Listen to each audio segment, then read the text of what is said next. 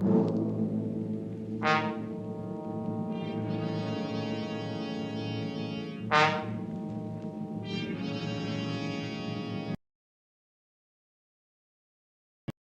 the native quarter of Mozambique. 2 dead men at your feet, the police closing in on you. And beside you, a sultry girl who offers you escape.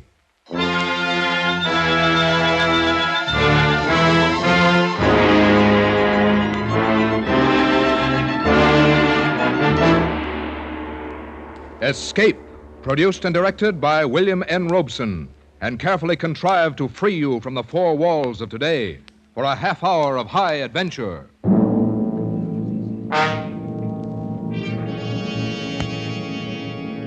Tonight we escape to Portuguese East Africa, to the fetid alleys and dangerous rooftops of Mozambique, in the highly incredible yet somehow thoroughly plausible adventure by Percival Gibbon, entitled The Second Class Passenger.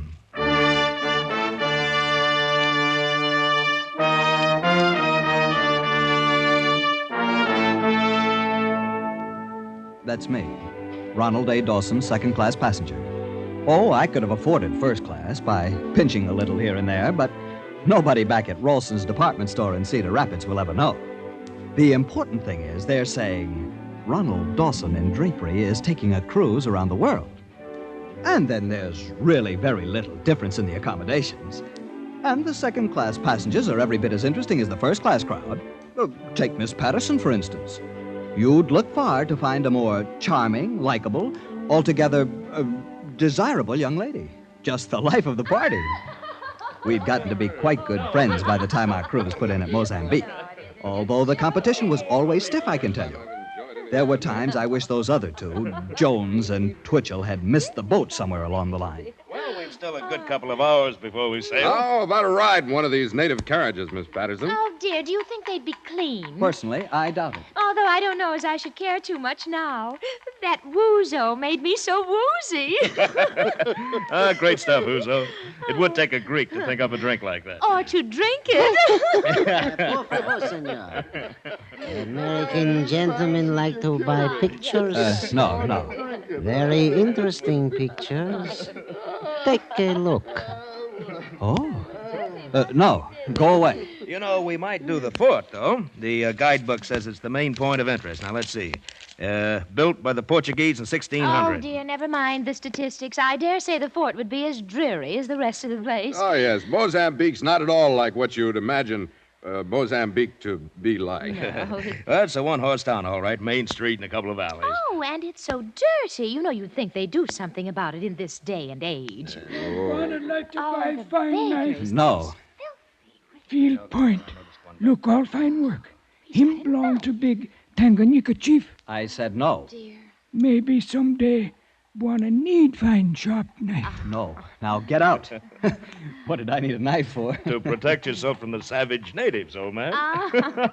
All you'd have to do is call a policeman. He isn't doing anything else. You see him? Look at him out in the center of the street directing traffic like he was at the corner of State and Madison. And the traffic consists of 2 donkeys and an ox cart. Yeah. It will be a relief to get back on board ship and have a nice hot bath. Yes, and real American food instead of that greasy fried octopus we had for lunch at that Greek place. Oh, my, weren't they awful? That's part of the broadening experience of travel. Yes, I suppose so. Like that cute idol that I bought. I can't wait to show that to the girls at the bank. You know, oh, dear, Mr. Dawson, Yes, Miss Patterson? where's my idol? Why, I thought Jones had it, Oh, or Twitchell. Oh, not me, old man. Well, you insisted on carrying it for Miss Patterson, don't you remember? Oh, dear, I must have left it back at the Greek restaurant. I'm so sorry. Oh, I did so want that idol. Don't you think you could go back for it, Mr. Dawson? Whoa, yes, of course.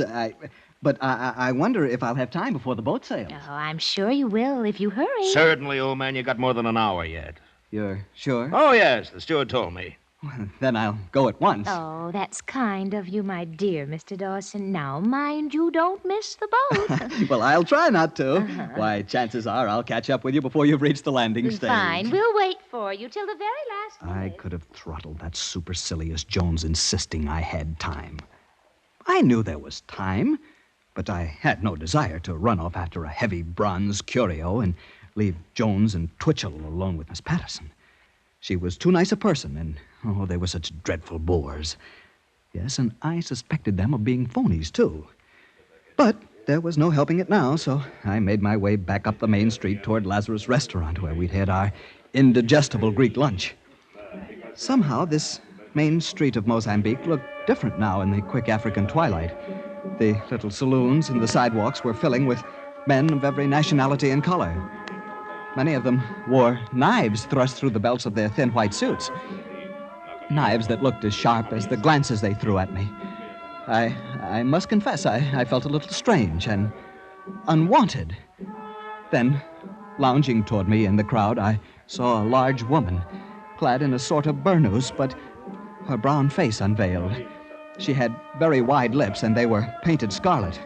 And from the corner of her mouth, she dangled a cigarette. Her eyes were heavily mascaraed, and when she looked down at me, terror seized me. I was afraid she would speak to me. I didn't know what I should do or say, but she didn't. Instead, she laughed. And the way the loiterers responded, I was convinced that they were laughing with her at me. I must say I was relieved to reach the entrance of Lazarus' restaurant. Good evening, sir. A little dinner for the gentlemen? No, thank you. As a matter of fact, I just lunched here today. Very good. Excellent meal. Thank you, sir. I left a curio here, probably under the table. Have you found it? Curio? Yes, some sort of a brass god. It was wrapped in newspaper. Oh, yes. We got him right here for you. Oh, that's good. That's fine. I'm in a hurry to get back to the boat. Yes, you better hurry. Pretty soon she rains. Rain? Why, there's not a cloud in the sky. You see, every night she rains in Mozambique. Well, you ought to know, but I still doubt it. Oh, here. Buy yourself a cigar. Thank you, sir. Thank you. You hurry quick before she rains. Don't worry about me. I'm not made of sugar, you know.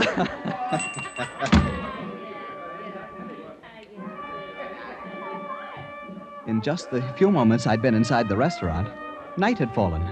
That sudden nightfall of the tropics. I looked overhead and clearly saw the stars. Thinking what a bad weather forecaster the Greek was, I tucked Miss Patterson's silly bronze idol under my arm and started off for the waterfront. I hadn't gone 200 yards when a large, warm drop of rain splattered on the back of my neck. Then 2 more on my hat. And before I could take cover under an arch, it was raining like Iowa in April. It didn't look like it would let up soon, and I wondered if there might not be a shorter way to the waterfront than the long walk down the main street and then the long way to the left along the docks. Surely one of these alleys that turned off to the left would lead me directly to the harbor and the landing stage. So I left the protection of the archway and turned into the alley at my left. 4 steps from the main street, and I was engulfed in darkness, wading through filth and mud over my ankles. But I was certain that I was on the right track, so I walked on and ran straight into a blank wall. I turned to retrace my steps, but I could see no lights anywhere. I felt along the wall until it gave into another alley, followed it to another blank wall, and thence into another one. And now I knew I was lost. And now it began to rain in earnest. It pelted, it stamped, it whipped, it stung, it clashed. In a moment, I was drenched to the skin. If it was dark before, it was now black as a tomb. I struggled onward because it was too terrible to stand still and feel myself being beaten to the earth by the sheer weight of the rain. I don't know how far I walked through those foul and fetid passageways, nor for how long. But at last, feeling my way around a corner, I saw a slit of light, a horizontal flicker beckoning beneath the door, and I heard voices. I lifted the bronze idol and rapped on the door with it, and the voices stopped.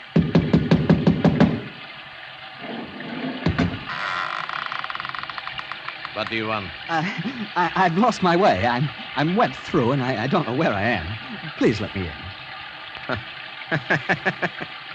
Please, let me in. Of course you may come in.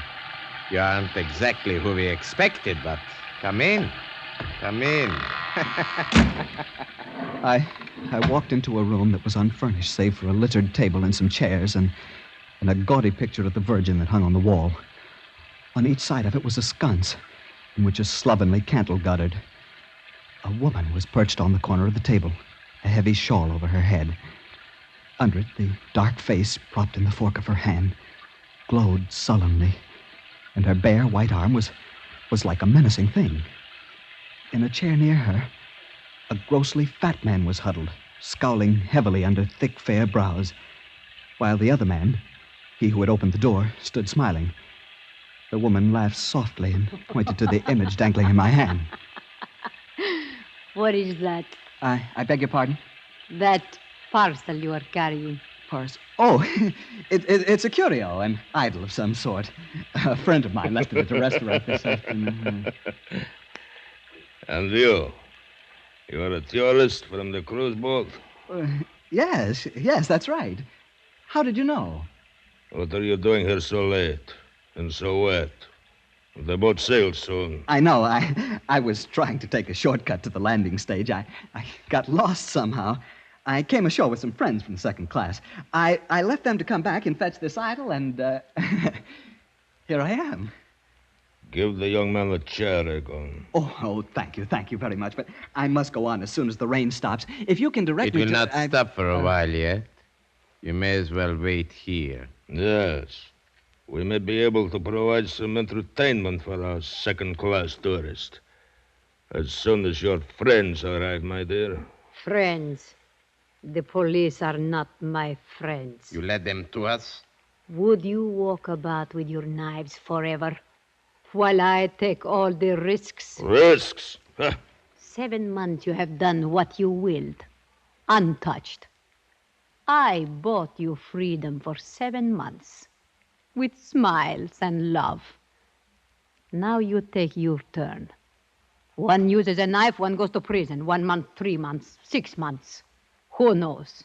You could have talked with the prefect of police again. Again and again. And for what? Life is not spending money. One pays for living, my friend, with work. Sometimes with jail. I have paid. Now is your turn. You could have helped us once more. Only once more and we could have been out of this sewer and on the coast to Lorenzo Marx or Cape Town. Why didn't you? Why didn't you help us once more? Yes, why? Always you say once more, once more. Now there is no more. You are a sheep-pig, a defiled and debauched I daughter. beg your pardon, sir. What? That's no way to speak to a lady. What? I'm serious. I don't like to hear such language used to a lady. I must ask you to apologize. What the devil have you got to do with this? You just came in out of the rain from the second class. Please, don't fight with him. There's trouble enough already. But what the devil right has he got to come in here and tell me? Yesterday you stabbed the Egyptian. What of it? Don't stab this one.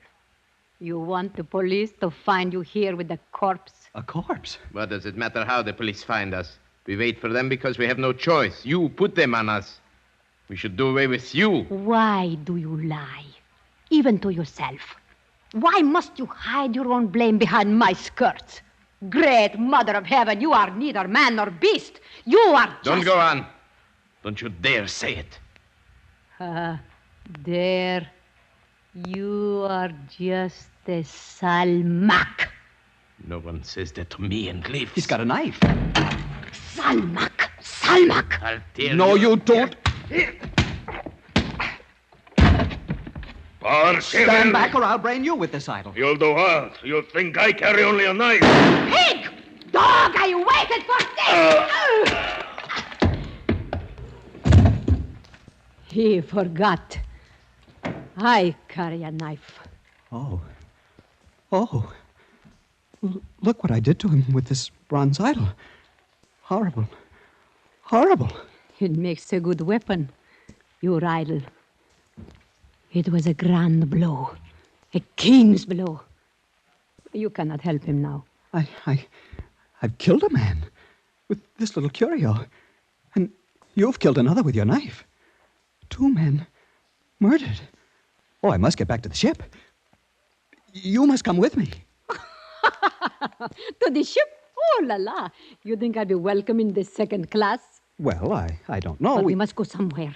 The police will be here any minute. The police? Yes. Come.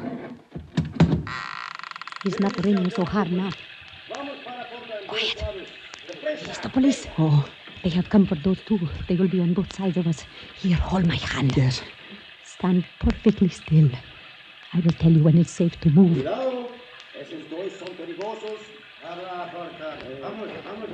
Now. They are all around us, so they won't hear us. Come, now. Where are we going? We are escaping. But if you know from what we are escaping, you would not care where. Hurry. Hang on to my hand. And hurry.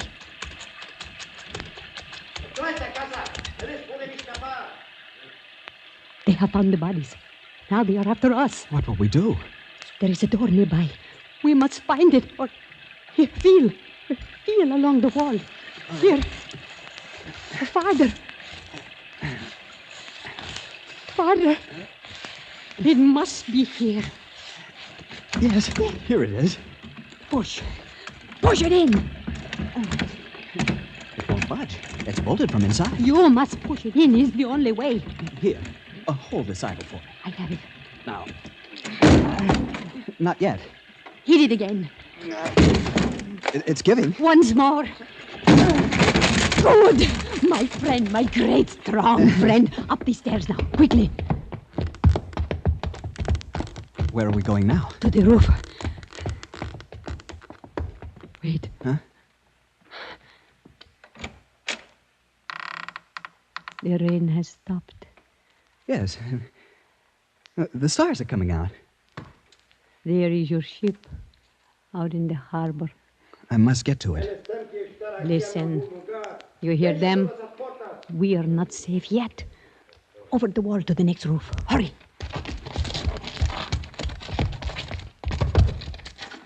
Now, over to the next parapet. Up you go. Are you all right? Come up quietly. Yes. What's that down there? A tent? Yes. People are asleep.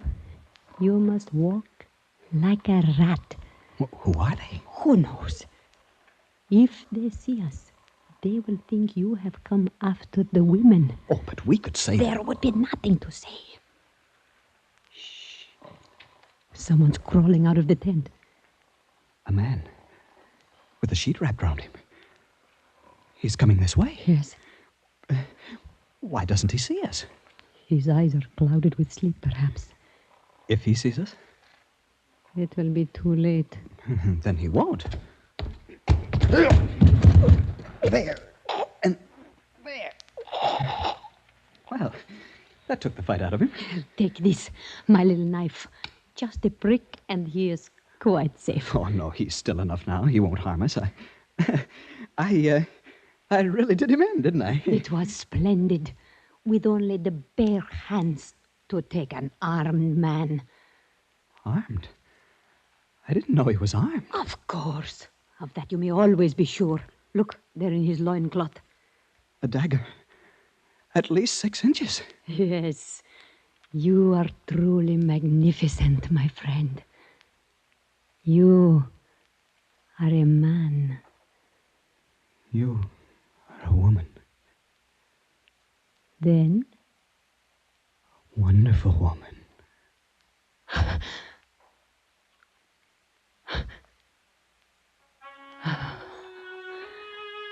I was wondering when you would kiss me. When you took offense at what the Russian said to me, I knew you would. But I wondered how soon. Yes. Yes, I suppose I knew too, in a way. At least I thought how much I'd like to. But I wouldn't have had the courage before all this, I suppose. Courage. Your courage is of the lion. Your strength is of the great bull of Swahili. Thank you. Thank you. I wonder if we're far from the landing stage now. I mustn't miss my boat, you know. You want to go back to the second class? Well, naturally. That's what I was trying to do when I knocked on your door. Goodness, I've missed my dinner as it is. Missed your dinner? Yes, that is so. But haven't you gained something else? What? Me. Look. Look at me. Is it nothing, friend, that you have saved me for yourself? But...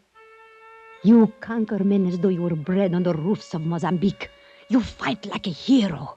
A rush, a blow, a tumble, and you have them lying at your feet. Are you not glad that it was all for this?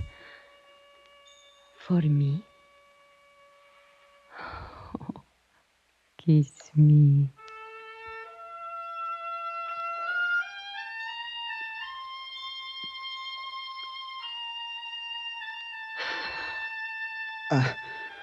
I'd fight.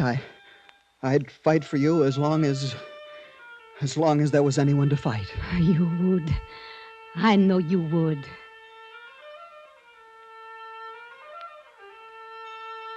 You lead on. Where? Wherever you will. Come.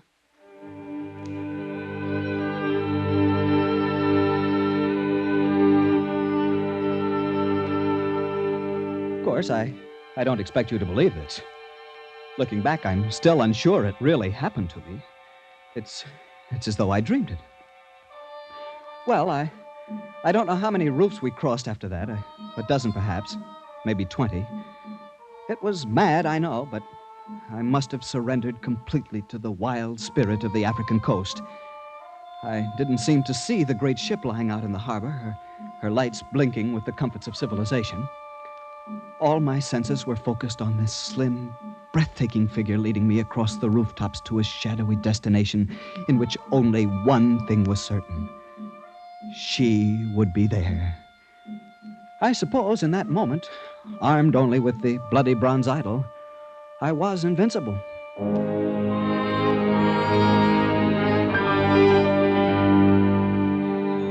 At last, she led me down a creaking wooden stair that hung precariously on the sheer side of a house.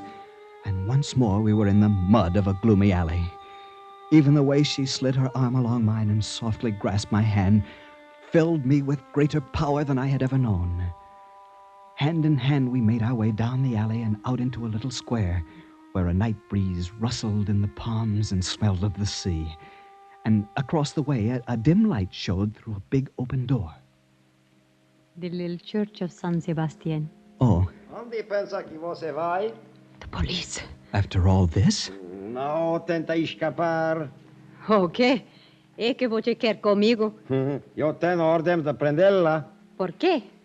Eu não fiz nada. Veremos. Me acompanhe agora. Vamos. Vamos, capitão. Devia haver outra maneira de resolver isto. Esta vez não pega mal. Você está presa. What's the matter with him? What's he want? He says he won't let me go. The devil he won't. What's he want you for? Oh, my friend. This little policeman, they always arrest me when they get a chance. It is tiresome. Está bem, deixe de conversar e me acompanhe. Listen, copper. Scram, see? Take it on the lam. Take a powder. Calle-se, do contrário será preso também. I said scram. Run! Run before he can get to his feet. No, not that way. Into the church. The sanctuary.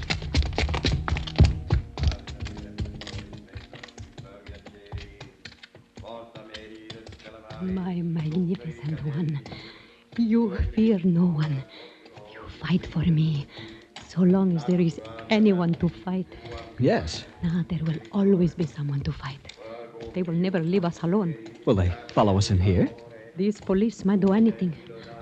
But I know one door they will not dare follow us through. What is that? Come, this way.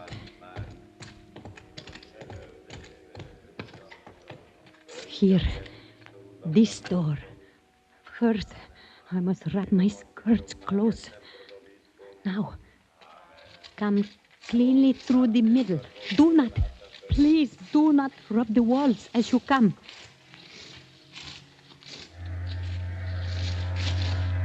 There. We are safe for a while. They will not follow us through that door. Why not? It was the door of the lepers. The door of the... It is all right. We didn't touch the portals. See, down the alley are the lights of the waterfront. Yes. Oh, where do we go now?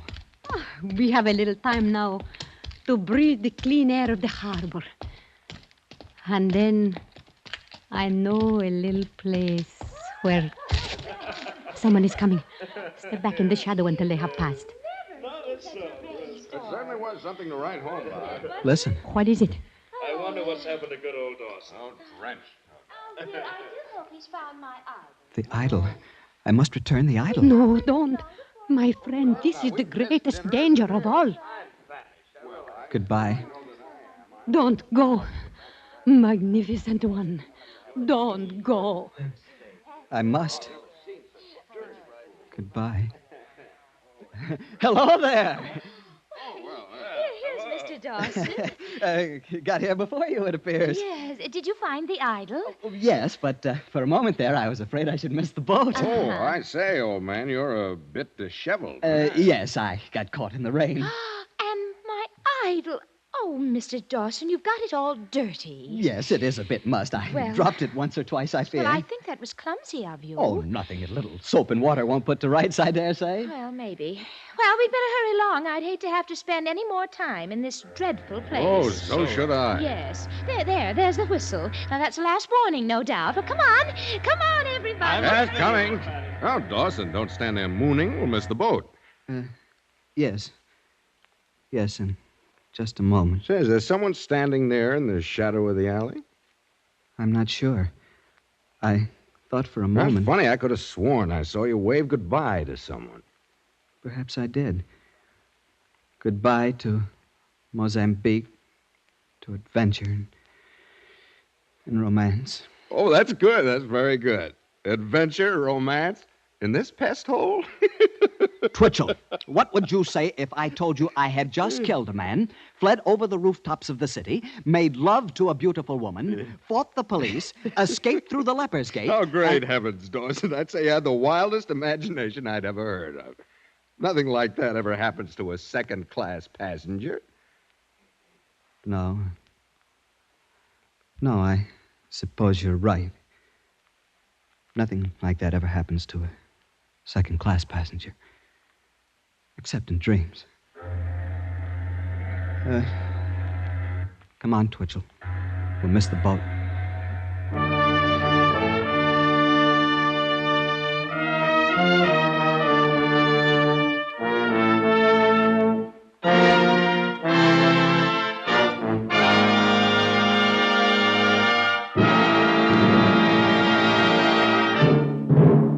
Escape, produced and directed by William N. Robeson, has tonight brought you The Second Class Passenger by Percival Gibbon, adapted for radio by Mr. Robeson, with Harry Bartell as Dawson, Jeanette Nolan as the woman, and Kathy Lewis as Miss Patterson. Original music conceived and conducted by S5E003.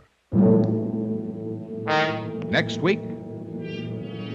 You were isolated on a remote plantation in the crawling Amazon jungle, and an immense army of ravenous ants is closing in on you, swarming in to eat you alive. A deadly black army from which there is no escape. Next week, we escape with Carl Stevenson's terrifying story, Line Engine versus the Ants. Good night, then, until this same time next week, when again we offer you Escape. This is CBS, the Columbia Broadcasting System.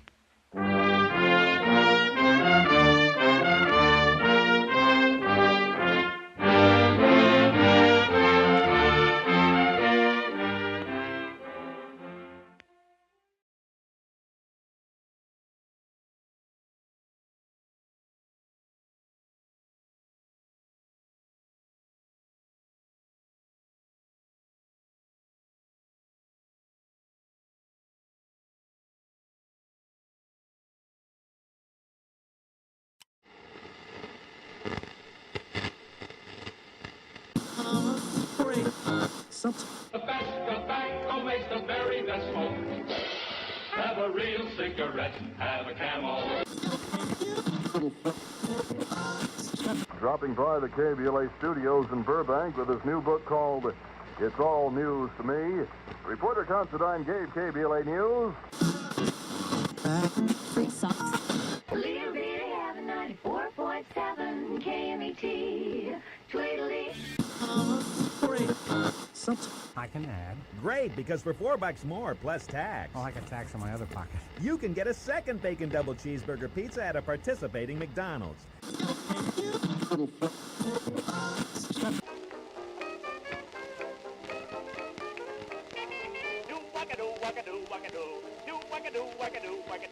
Nothing to it but it's sweet.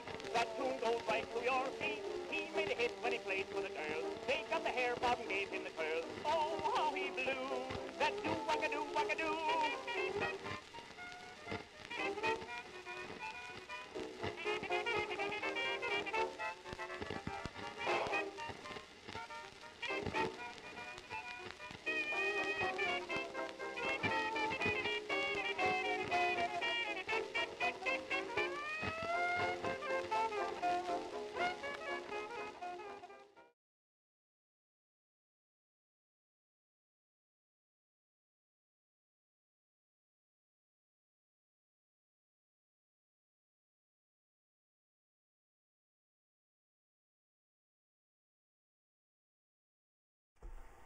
All right, I think I got my act together this morning. Good morning, everyone. Ladies and gentlemen, boys and girls, weirdos of all ages, thank you for joining me and welcome to another fine Wednesday here in Joshua Tree, California. And we have a new format this morning. Our Wednesdays, I'll just be spinning wax and talking about the old DJs of the past.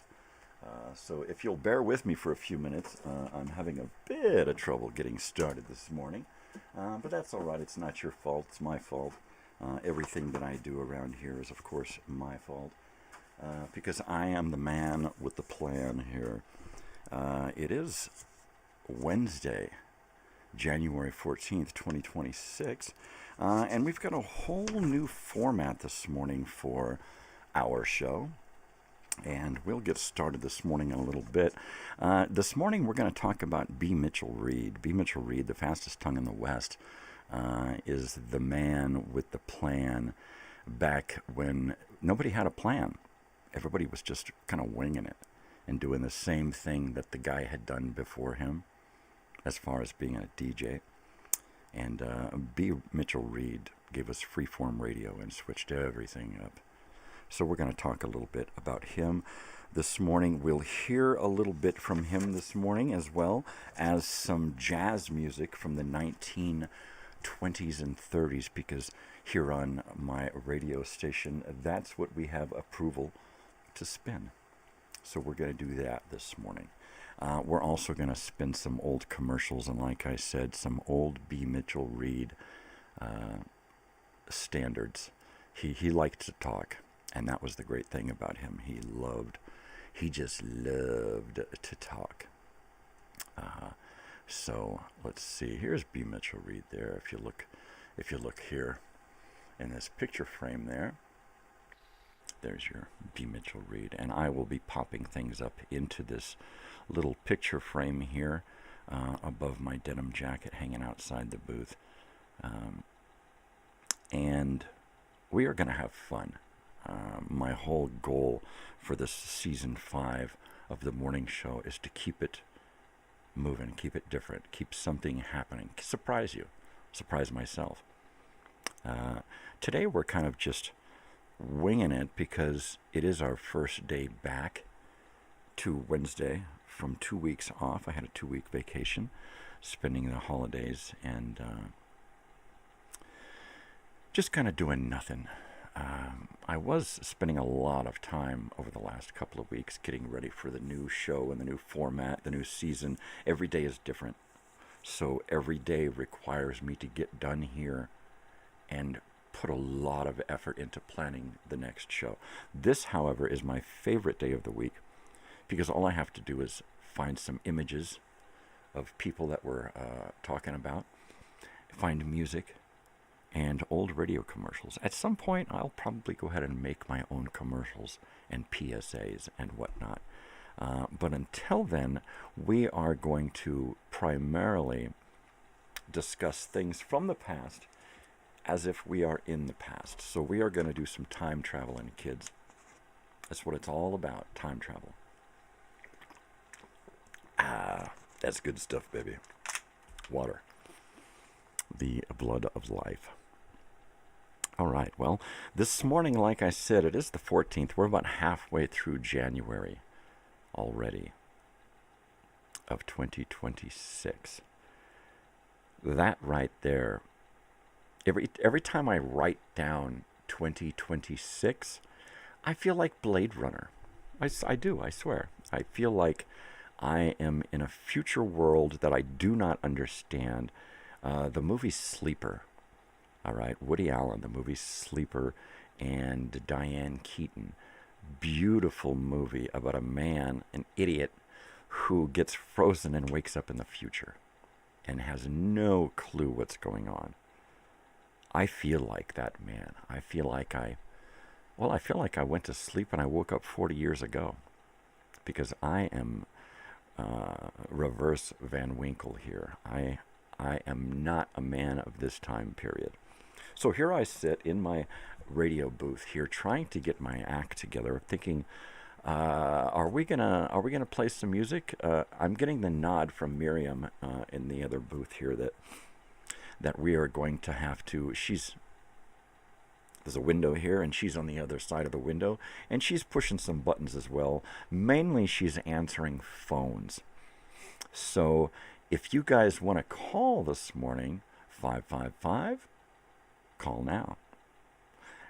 Call Miriam, let her know what you want to hear as far as a grateful dedication.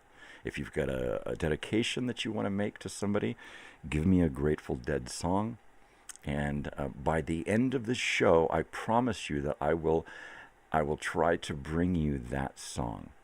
So the first one to come with me with a grateful dedication, I will jot that down. And I will try to dig up a live Grateful Dead version of that song. So bear with me this morning. I got up this morning and the coffee was already made. Mr. Coffee started percolating at 20 to 4 this morning. And I know because at 3 in the morning, I got up to take a leak and then got back up to check the coffee machine to make sure that indeed it was going to go off at 3:40 and start making coffee. So at 4, when I got up, I went right to the coffee machine, made a cup of coffee, and began a beautiful experience this morning. I enjoyed an entire cup of coffee in 30 minutes. I've never done that. I take a long time to drink a cup of coffee. Coffee is a ritual to me. In fact, I may get up an extra half an hour just so that I can enjoy that coffee for a half an hour longer. I love coffee. So therefore, I try not to just swell it down. That's a bummer. That is a real bummer. We're about ready to go to a commercial, and after this commercial, you're going to hear our first jazz set. And we're going to do one song at a time. We'll do a commercial block. This is how I have things arranged today. We have 10 songs to play, and we have 10 commercial breaks that we have to fit in 2 hours. So every 10 minutes, I am going to put on a commercial break and play a song. Now, at some point, if somebody gives me a grateful dedication, I will take that grateful dedication and try to bring it to you in between 2 of those commercial breaks. You won't hear me, you'll just hear the music and the dedication. So bear with me this morning. We are going to take our first commercial break, and I dare say that you might enjoy this. You just might enjoy this. Ted Rafe and his orchestra with Smith Ballou singing. And let's see if we've got Smith Ballou here. And there's Smith Ballou there. We are going to go to a break, and when we get back, we'll talk some more about the new format and discuss a little about B. Mitchell Reed. All right, people, I will see you shortly, so don't go away. I'll be right here, but I won't be live. I'll be dead. Dead Mike. All right, you guys. Are you ready? Are you ready? Because I got some music ready to play here, people. No, really, at some point... Did you read in yesterday's L.A. Times Robert Hilburn column having to do with the Vice President Agnew's remarks, reference to, drug songs and all that there jazz? And Jim Dixon, the former manager of the Byrds, has taken umbrage about it and is consulted his attorneys because in the remarks of Vice President Nixon of a few days ago, he mentioned the fact that it is his belief that these songs encourage the drug culture. And what went down with the Hendrix and all that number, it's a very sensitive thing in everybody's mind. And John Kay of the Steppenwolf was quoted as saying, how can they, give us a bum trip about it? It's not in the eyes of the groups. The groups are not, fomenting it. It's the people out there, man, and it's not really them. So there's going to be a lot of fun. I wonder if they can really take the vice president to court. It'll be interesting to find out, right? This is BMR and KMET.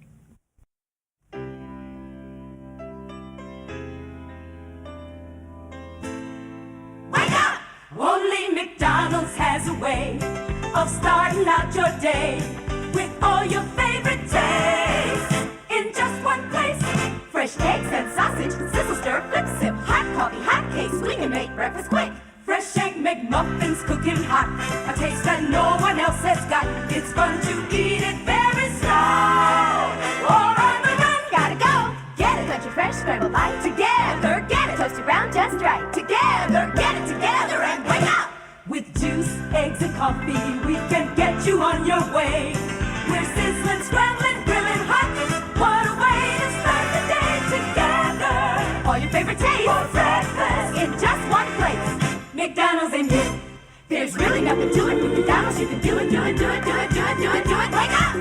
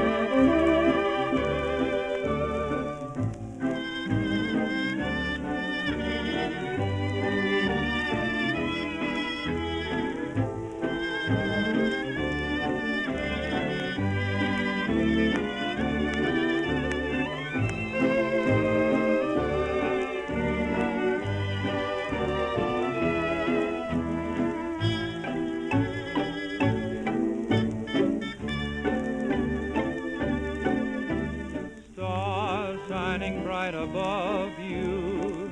Night breezes seem to whisper, I love you. Birds singing in the sycamore tree, dream a little dream of me. Say nighty-night and kiss me. Just hold me tight and tell me you'll miss me. While I'm alone and blue as can be, dream a little dream of me. Stars fading, but I linger on, dear, still craving your kiss. I'm longing to linger till dawn, dear, just saying this. Sweet dreams till sun sunbeams find you. Sweet dreams that leave all worries behind you. But in your dreams, whatever they be, dream a little dream of me.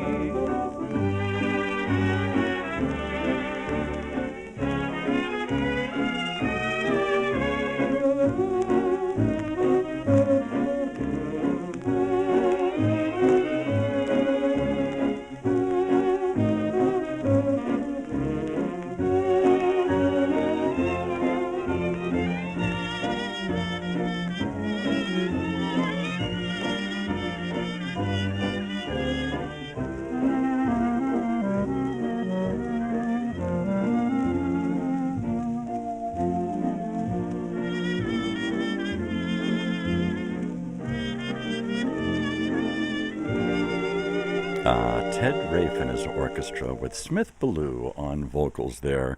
You know, that song was originally written in 1931, which is when this version comes from.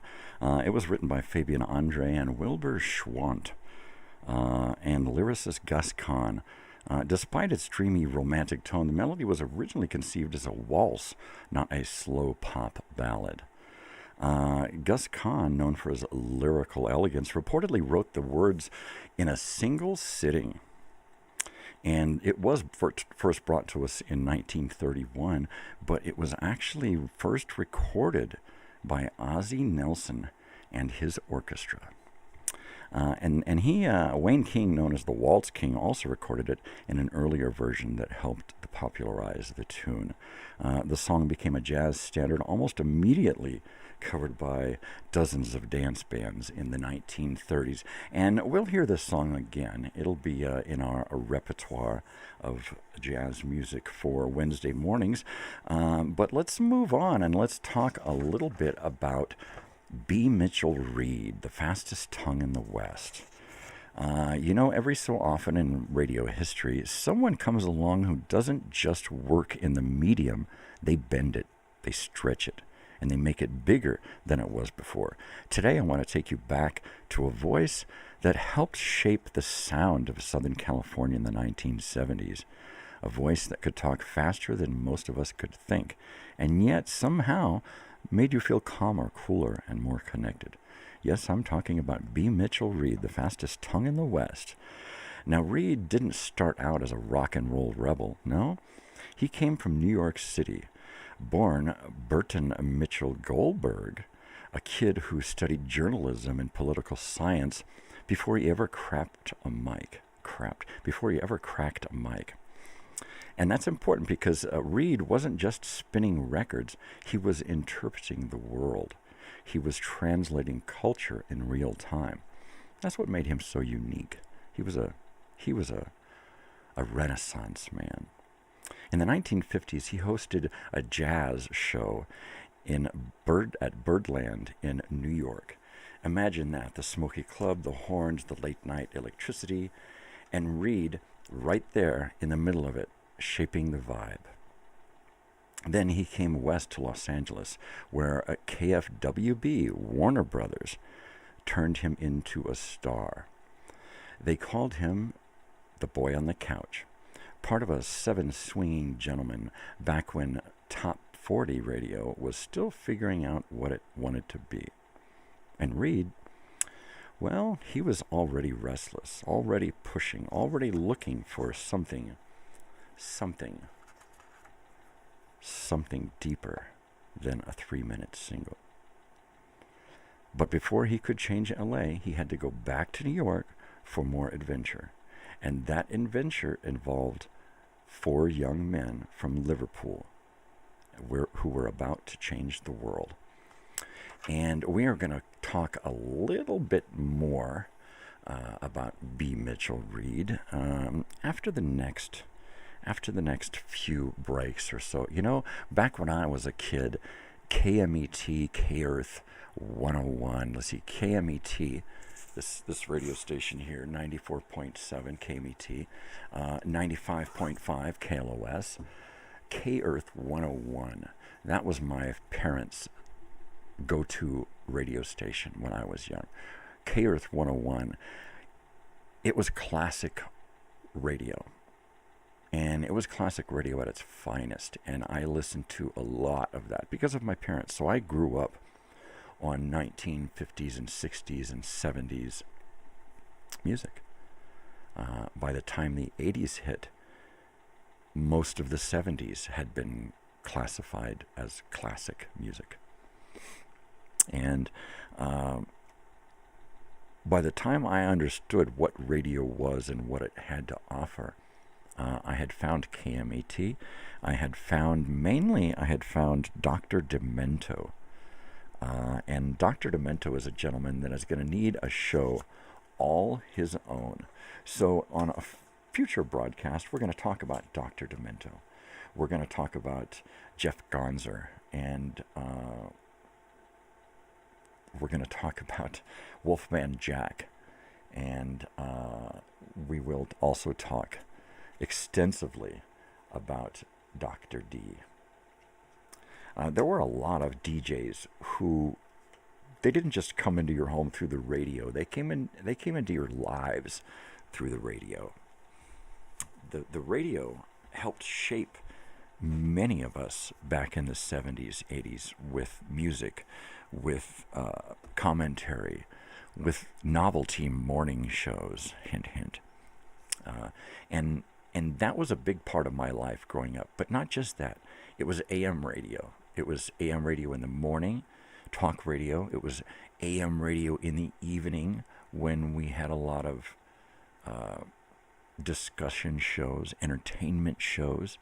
I used to listen to CBS Radio Mystery Theater religiously on KNX 1070 AM out here in California. And if I'm not mistaken, they still do a Sunday show. But I am probably mistaken. It's been a while since I've been on AM radio. But we are here on the FM dial. They haven't told me what my call number is yet.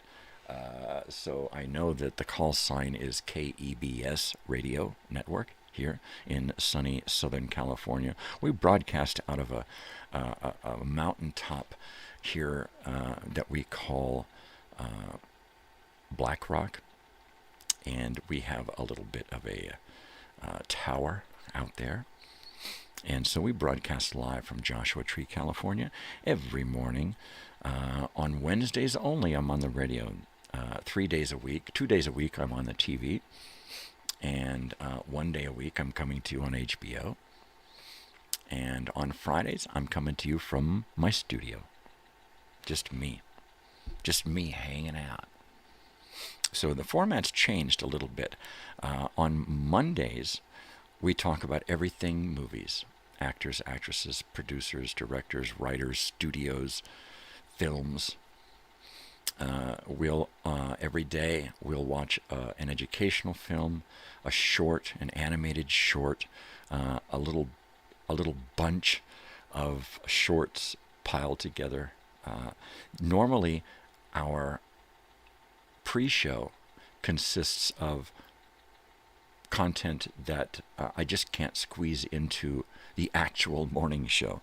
So bear with me as we take the time trip together. I'll be your guide, but I'm still figuring out how to work these time dials, so I'm not certain where we will wind up at any given moment in time. So I will share a drink of water with you.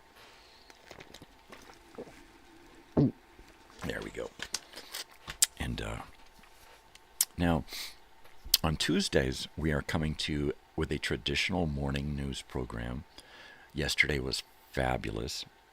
We continued with the Jackie Earl Haley theme through the commercials. We discussed news of the 1970s and 80s. And you'll have to check that episode out. And if not, catch me next Tuesday, because every Tuesdays is going to be the same news type program. I will find news, images, and video for those news stories, and then I'll write up some copy. And we will sit and enjoy the world of old-time radio together. It's about time we go to a commercial, take a commercial break. So stick with me, and I will be back in just a few minutes. All right, people? So it's a long time coming between marathons on behalf of the Free Clinic. It's been a year, and it's almost a year to the day, and the second annual KMET Free Clinic Marathon is coming up. I think I made some remarks about that on KMET 94.7 FM Los Angeles before splitting to New York. Hi, this is B. Mitchell Reed reminding you about the big second annual Free Clinic Marathon we're holding here at KMET on Saturday, January 31st. This Saturday, between 12 noon and 2 a.m. the following day. And such great artists as Delaney and Bonnie and Clapton will show up. We're going to have Neil Young here for you. Going to have the Flying Burrito Brothers. Going to have Mr. Phil Oakes. We're going to have Biff Rose and a lot of other people going to be here to help us raise a lot of money on behalf of the Free Clinic. And that'll be Saturday, January the 31st from noon until February the 1st at 2 in the a.m. Join us here. And the birds will not be here. The birds will be raffled off, though, on behalf of the Free Clinic, and they'll put on a show, as will the Flying Burritos, too. What do you have? Pabst Blue Ribbon. What'll you have? Pabst Blue Ribbon. When a waitress glides up to your place with a pretty smile upon her face, here's the way to really romance her. Give her that Pabst Blue Ribbon answer. What do you have? Pabst Blue Ribbon. What'll you have? Pabst Blue Ribbon. What'll you have? Pabst Blue Ribbon. Pabst Blue Ribbon beer. Smoother, smoother, smoother flavor. Zest and sparkle, million favor. Taste that smoother, smoother flavor. Pabst Blue Ribbon beer. Finest beer served anywhere. Pabst Blue Ribbon. Prove it yourself with a three-way experts test. 1, your eyes are pleased with that blue ribbon clearness and sparkle. 2, your nose is teased with the aroma of blue ribbon hops. 3, your taste agrees. Finest beer served anywhere. Pabst Blue Ribbon beer. What'll you have? Pabst Blue Ribbon. You worked too hard, you ate too much, the cheesecake made you greedy. Let your aching head and stomach hear this message from old Speedy. Alka-Seltzer, plop, plop, fizz, fizz, oh, what a relief it is. Plop, plop, fizz, fizz, oh, what a relief it is. Ah, those Speedy Alka-Seltzer bubbles burst into action to relieve your upset stomach and aching head fast. Use only as directed. Oh, what a relief it is. What a relief.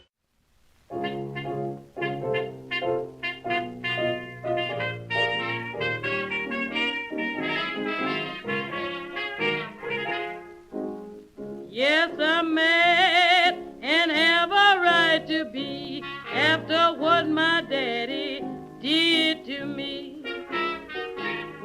I lavished all my love on him, but I swear I'll never love again.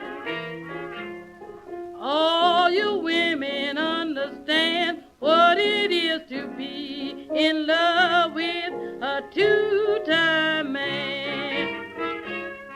The next time he calls me sweet mama in his loving way, this is what I'm going to say. I used to be your sweet mama, sweet papa, but now I'm just as sour as can be. So don't come stalling around my way, expecting any love from me. You've had your chance and proved unfaithful, so now I'm gonna be real mean and hateful. I used to be your sweet mama, sweet papa, but now I'm just as sour as can be. I ain't gonna let no man worry me sick or turn this hair of mine gray. Soon as I catch him at his two-time tricks, I'm gonna tell him to be on his way. To the world I scream, no man can treat me mean and expect my love all the time. When he roams away, he'd better stay. If he comes back, he'll find chance and proved unfaithful. So now I'm gonna be real mean and hateful. I used to be your sweet mama, sweet papa, but now I'm just as sour as can be. She's pretty sweet for being sour. That's the great, the immortal Bessie Smith, the Empress of the Blues. This song, I Used to Be Your Sweet Mama, was originally issued in 1928 during her late career of Columbia sessions. It appears on the complete recordings of Bessie Smith, Volume 3. A classic female empowerment of the blues.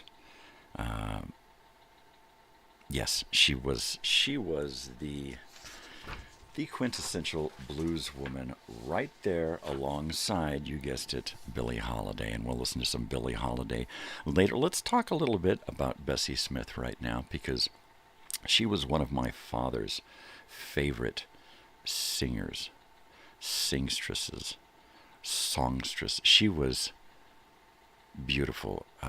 After he passed away, he sent one of his dogs to live with us before she passed away, and her name was Bessie. And I dare say that Bessie Smith was one of the strongest voices in blues during her time. Bessie Smith was born in Chattanooga, Tennessee, most likely on April 15th, 1894.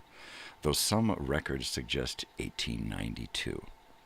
What is certain is that she entered the world in deep poverty, the daughter of a laborer and part-time Baptist preacher. By the time she was 9, both her parents and one of her brothers had died, leaving Bessie and her siblings to fend for themselves. Her older sister Viola took charge, but survival meant work, and for Bessie, that work was performing on the streets of Chattanooga. She sang and danced while her brother Andrew played guitar, earning pennies outside the White Elephant Saloon in the heart of the city's black community.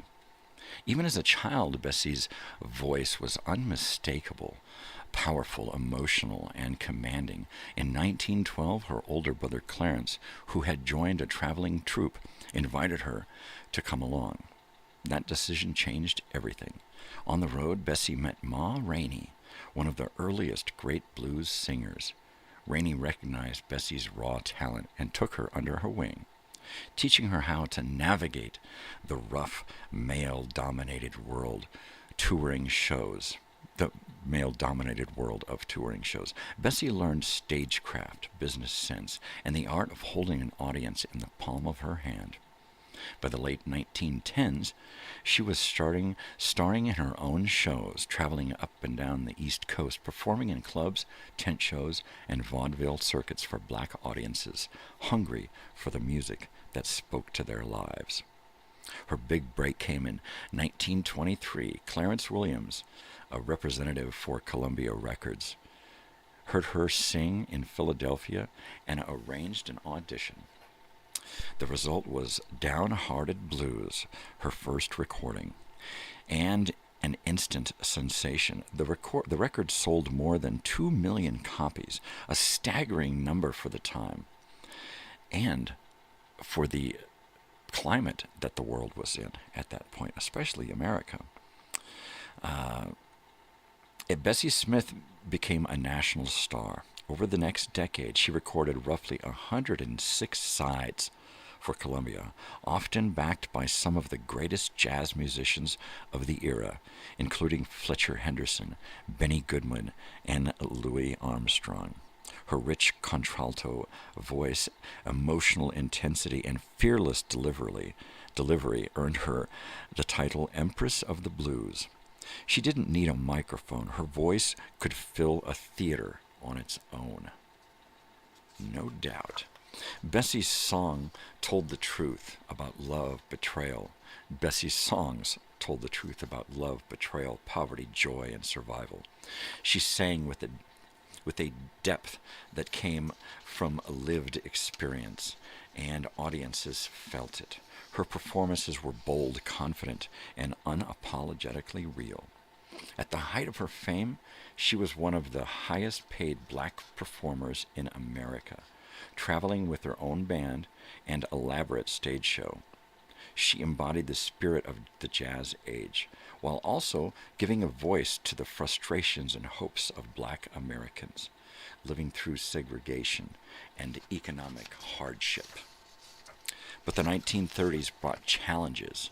The Great Depression devastated the recording industry and classic blues. Once the dominant sound, but began to fall out of fashion. Bessie adapted, experimenting with swing and more modern styles, but she continued to perform to enthusiastic crowds. She was preparing for a comeback in the late 1930s with new material and fresh musical direction when tragedy struck. On September 26, 1937, Bessie was critically injured in a car accident near Clarksdale, Mississippi. She died later that day at age 43 or 45, depending on which birth year is issued. Her death cut short one of the most influential careers of musical history. Today, Bessie is remembered as a towering figure, not just in blues, but in all of American history. Her phrasing, emotional power, and vocal authority shaped generations of singers. She influenced Billie Holiday, Mahalia Jackson, Janis Joplin, and countless others. In 1989, she was inducted into the Rock and Roll Hall of Fame, a testament to her impact. Her recordings remain electrifying, capturing a voice that could still shake a room, break a heart, or lift a spirit. Sometimes all in the same song. Bessie Smith's life was short, but her legacy is vast. She rose from poverty to become the Empress of the Blues, a woman whose artistry defined an era and whose voice still echoes through the history of American music. Bessie Smith. Well, we'll talk a little bit more about Bessie Smith later. Whew, that's I got a little emotional there talking about Bessie Smith. The house that I grew up in was always filled with the music of Bessie Smith and Billie Holiday and the Dorsey Brothers and Glenn Miller and anything from the swing, the jazz, the big band era. For some reason, my father, who was a 50s, 60s era guy, he latched on to the music of his father. It's really interesting how that happened. He began broadcasting as a DJ in sunny Southern California. Pasadena City College had a radio station, KPCC, in Pasadena, which I think the call signs have changed, but the memory has not. On my channel, you can actually find some of his old shows that I recorded from reel to reel. So check those out if you'd like to. That's where I get the enthusiasm, the whole reason for doing this particular show is my father. So thanks, Dad. I appreciate it. You put all this old crap in my head, now I can't get it out. Anywho, we are going to move along this morning. We'll talk more about Bessie Smith on later episodes. But for right now, I think what we'll do is we'll continue on this morning with another song and some more commercials. So we'll start off with some commercials because I always get the nod from Miriam, my assistant here, the operator, the do-it-all woman. She does everything. She takes care of everything in the office, including putting all of this together that I read for you in the mornings. So thank you, Miriam. I appreciate all that you do. Right now, we are going to listen to one of my most favorite jazz singers from the 1920s and 30s, a man I like to refer to as Whispering Jack Smith. and one of my favorite songs, Blue Skies, after this. I promised you some thoughts from Bianca and Mick Jagger, and I will give them to you right now. Jagger is exceptionally lucid, even erudite on many subjects, but he clams up about the first family of rock. He does say that marriage and fatherhood, they have a 3.5-year-old child, you know. He does say that marriage and fatherhood has probably changed him, but added, I can't analyze how, and not yet. Having a child is a challenge. This is the line that really gets me. These lines. I only meant to do it for 2 years. I guess the band would just disperse one day and say goodbye. I would continue to write and sing, but I'd rather be dead. Remember yesterday I had the fantasy about him being up there on the Forum stage at the age of 41 with a sacroiliac? I guess the band would just disperse one day and say goodbye. I would continue to write and sing, but I'd rather be dead than sing Satisfaction when I'm 45. You better believe it.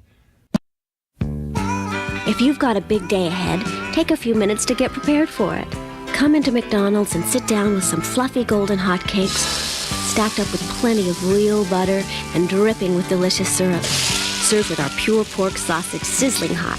We'll serve it fast so you won't be held up. And besides, it's time well spent, gathering strength for a brand new day. Nobody can do it Your breakfast is ready at McDonald's. like McDonald's can. Everybody knows it has to be Shasta. Shasta flavor color out of sight. Yeah! Soda pop, chocolate, pineapple, vanilla, lemonade, cherry cola. Everybody knows it has to be Shasta. It has to be Shasta, yeah! Cherry, lemon, pineapple, vanilla, and chocolate. Shasta flavor color.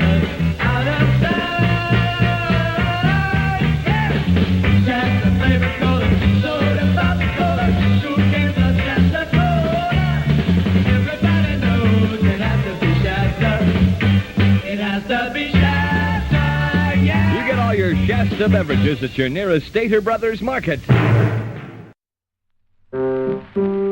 Blue Skies, whispering Jack Smith.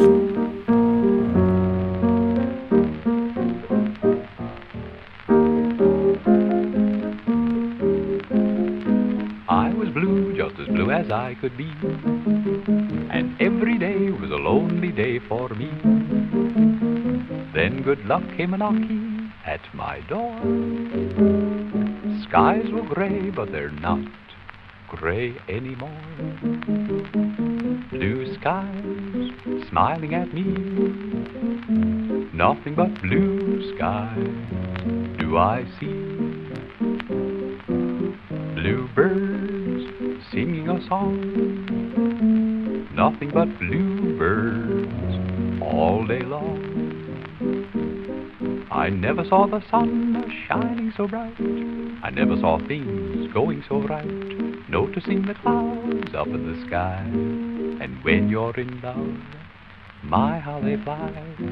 Blue days, all of them gone, and nothing but blue skies from now on. Now I should care if the wind blows east or west, and I should fret if the worst looks like the best, and I should mind if they say it can't be true. I should smile, and that's exactly what I'll do. Blue skies, nothing but blue skies.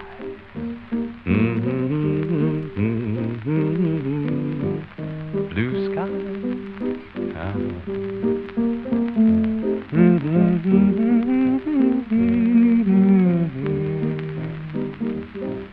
I never saw the sun shining so bright. I never saw things going so right. Noticing the clouds up in the sky. And when you're in love, my, how they fly. Blue days, all of them gone. Nothing but blue skies from now on. Blue skies smiling at me. Nothing but blue skies do I see. Bluebirds singing a song. Nothing but bluebirds all day long. I never saw the sun shining so bright. I never saw things going so right. Noticing the clouds up in the sky. And when you're in love, my, how they fly. Blue days, all of them gone. And nothing but blue skies from now on. Written by Irving Berlin in 1926 for the Ziegfeld Follies, that was Blue Skies from 1927, coming to us from Whispering Jack Smith. Jack Smith, he was in the United States World War II. Smith enlisted. That's just what he did. He just went down and enlisted. His service would change his life and his voice during the war. A gas shell exploded near him, damaging his lungs and permanently altering his vocal power. What could have ended in his singing career instead created one of the most distinctive vocal styles of the 1920s. Because he could no longer project at full volumes, Smith developed a soft, intimate, half-spoken, half-sung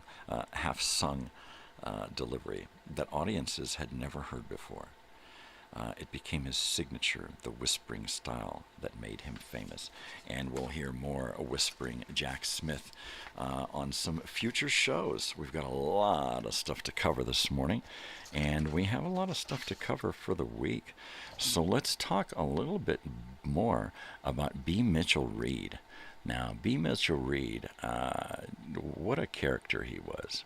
He was one of the most iconic voices in radio in Southern California.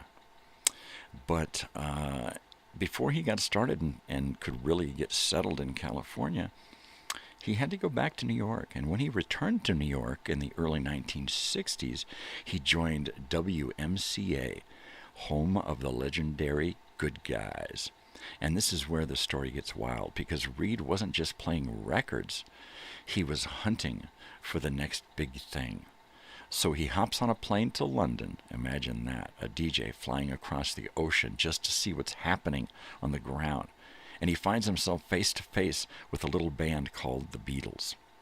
He interviews them.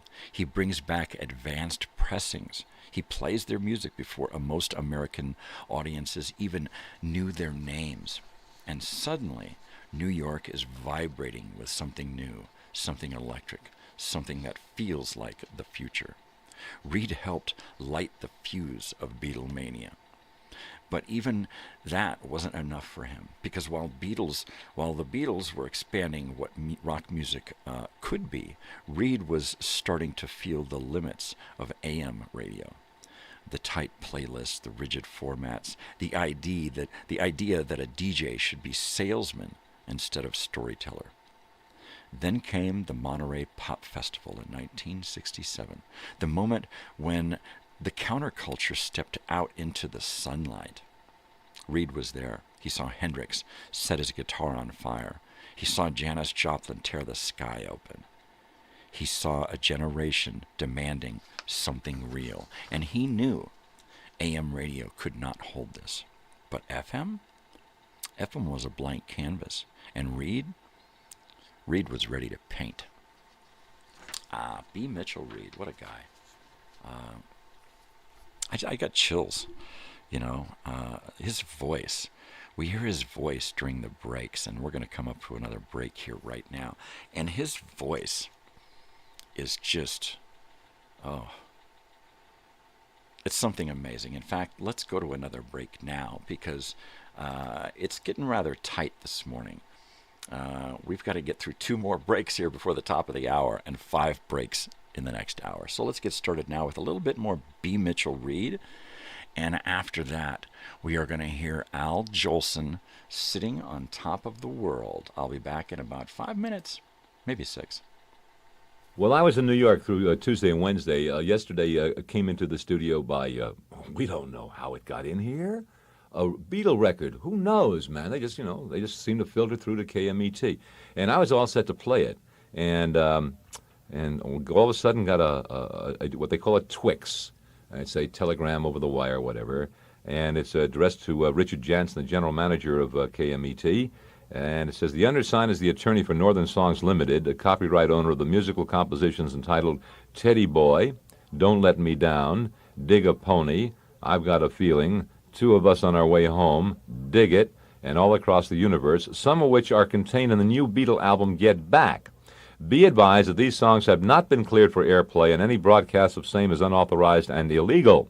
Demand is hereby made that you immediately cease and desist any further airplay of these musical compositions and confirm same to the undersigned. Your failure to comply with this demand will necessitate my taking whatever proceedings as may be necessary to protect the rights of my client, Robert Casper, 1780 Broadway, New York. And that, I guess, would be Northern Music, or Maclen Music. Northern Music is the American thing for Maclen Music. And I was all set to play the thing, and I've never gotten a cease and desist order ever, ever, ever.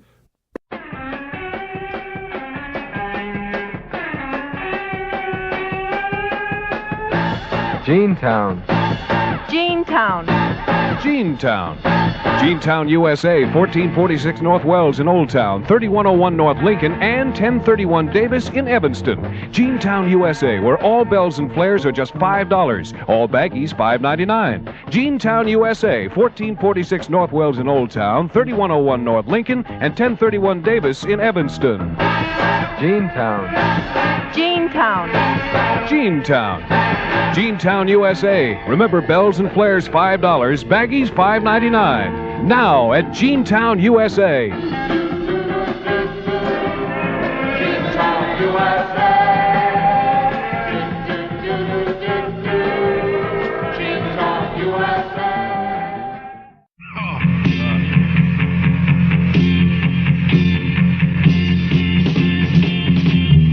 Don't be left out in the warm. Come on in when it's freezing. Fresca, sugar-free, with a taste that's deserty. The frosty drink that takes your thirst by storm. Please in a Fresca. Fresca.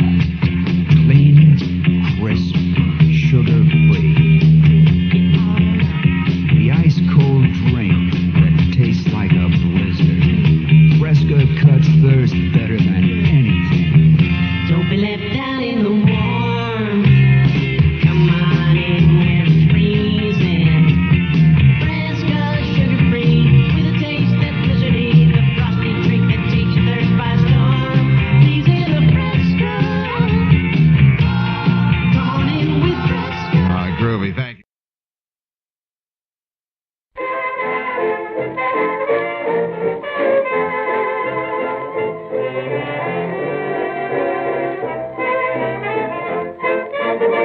Don't want any million, I'm getting my share. I've only got one suit, just one, that's all I can wear. A bundle of money won't make you feel gay. A sweet little honey is making me say, I'm sitting on top of the world, just rolling along, just rolling along. And I'm quitting the blues of the world. I'm singing a song, just singing a song. Glory, hallelujah, I just phoned the parson. Hey, Pa, get ready to call. Just like Humpty Dumpty, I'm going up all. I'm sitting on top of the world, just rolling along, just rolling along. Some people have diamonds and beautiful pearls, while others have children, just kitties with pearls. Keep all of your fortune, keep all of your fame. I just found a sweetie who's changing her name. I'm sitting on top of the world, just rolling along, just rolling along. And I'm quitting the blues of the world. singing a song, just singing a song. Glory, hallelujah, just hold the pipe and hey, Pa, get ready to call. Just like little Humpty Dumpty, I'm going to fall because I'm sitting on top of the world, way on top, rolling along. I'm rolling along. Jolson recorded that at December 21st, 1929. It appeared in the film The Singing Fool in 1928, and it later appears in the Al Jolson story from 1946. Al Jolson, what a great guy. He was another one of my father's favorite. I have my father's collection of Bing and Al. Bing Crosby and Al Jolson got together countless times on the radio. Those two gentlemen loved each other, and they were having a ball on the radio show. And at some point, maybe I'll bring a little bit of that to you. That was Al Jolson from 1925 there.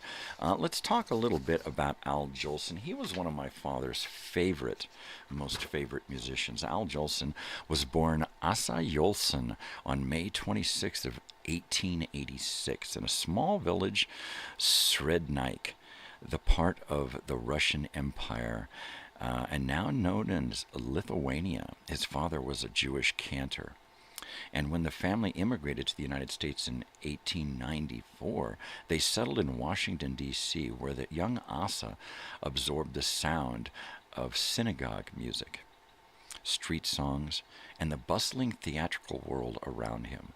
His mother died when he was 10, a loss that deeply affected him and pushed him toward performance as both escape and expression.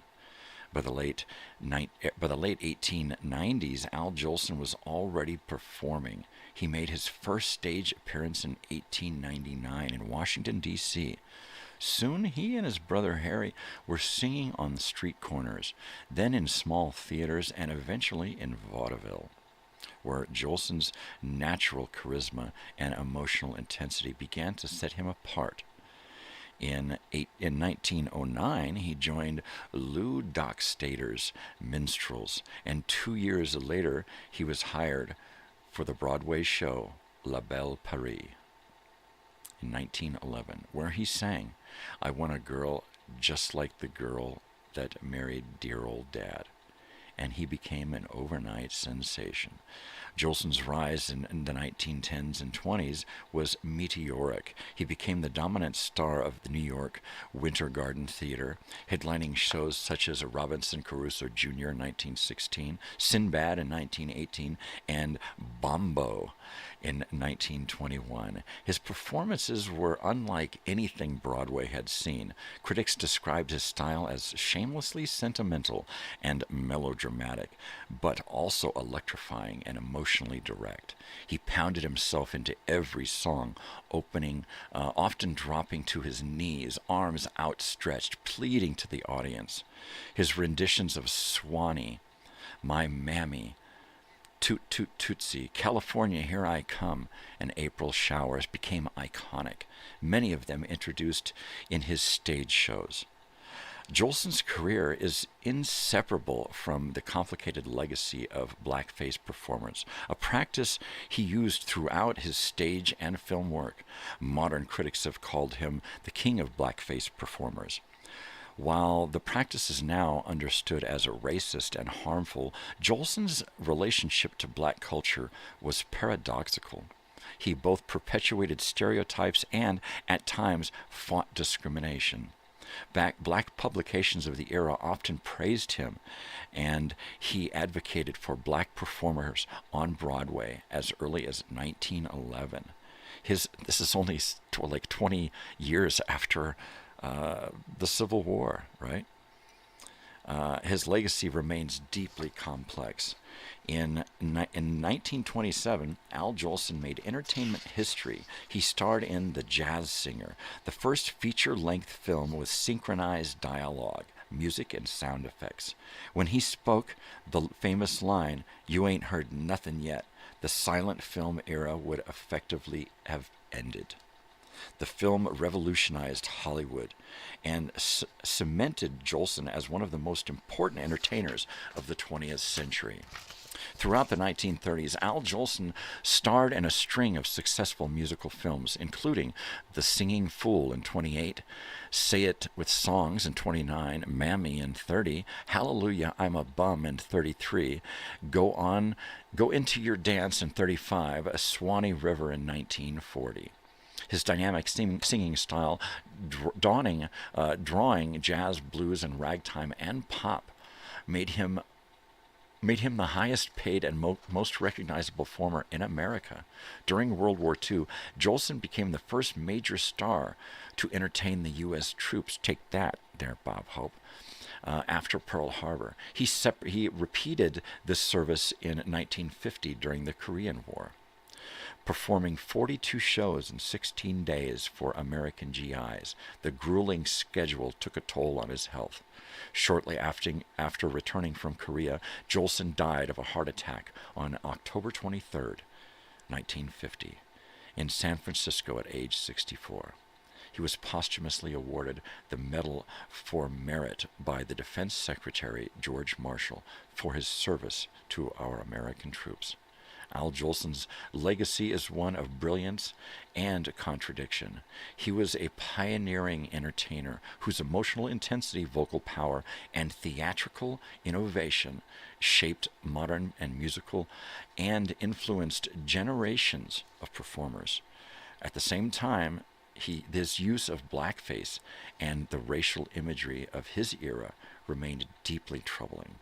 Today, he stands as a figure who helped transform American entertainment while also embodying the culture, complexities, and racial tensions of his time. Al Jolson, and that was brought to us because of one of his songs there, Sitting on Top of the World. I love that, Sitting on Top of the World. I really actually grew up listening to a lot of Al Jolson. Like I said, another one of my father's favorites. We're going to have to pay some bills here really quick. We're pushing the limits of commercials and stuff here. So when we come back, we're going to hear one of my favorite songs of that era, and that is Crazy Words, Crazy Tune by Frank Crummett in 1927. So bear with us. We'll be back in just a flash, and Crazy Words, Crazy Tunes before we come back. If you don't really wake up until the sun is warm, you should do something to break your usual morning pattern, like eat a nice big breakfast. And your breakfast is ready at McDonald's. We've cooked up fresh scrambled eggs, pure pork sausage, and crunchy McDonald's hash browns, served with a toasty buttered English muffin.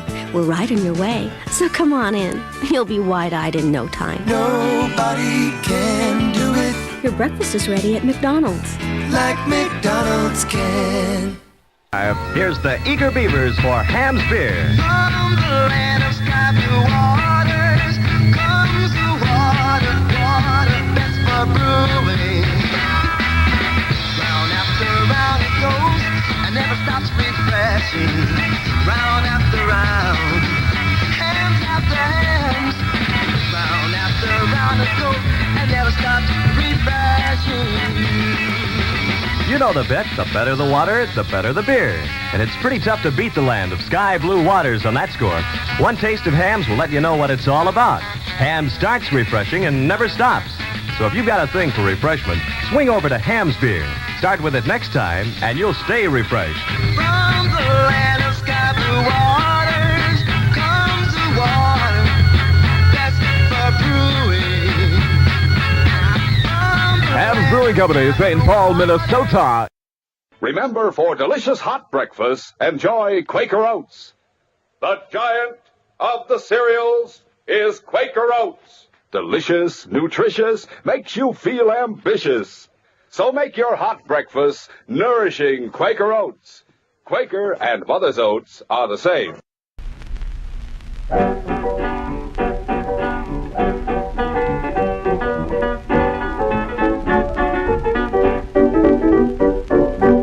There's a guy I'd like to kill. If he doesn't stop, I will. Got a ukulele and a voice that's loud and shrill. 'Cause he lives next door to me and he keeps me way up till 3 with a ukulele and a funny melody. Crazy words, crazy tune, all that you'll ever hear him croon. Bo-do-de-o, bo-do-do-de-o-do, bo-do-do. Sits around all night long, sing the same words to every song. Bo-do-de-o, bo-do-do-de-o-do. His ukulele daily, how he'll strum, bum bum bum, vampin' and stampin'. Then he hollers black bottom, crazy words, crazy tunes. He'll be driving me crazy soon. Bo-do-de-o, bo-do-do-de-o-do.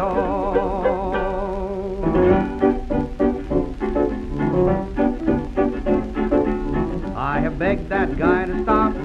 I have even called a cop. Told my dog go sick him, but the darn dog wouldn't go.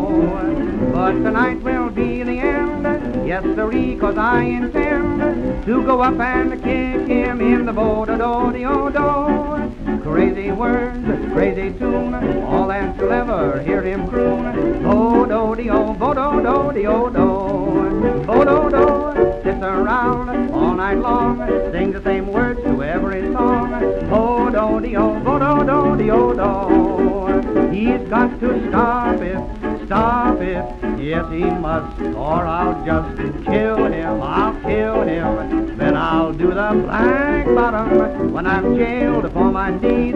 To the jury and the judge I'll plead. Bo-do-de-o, bo-do-do-de-o-do.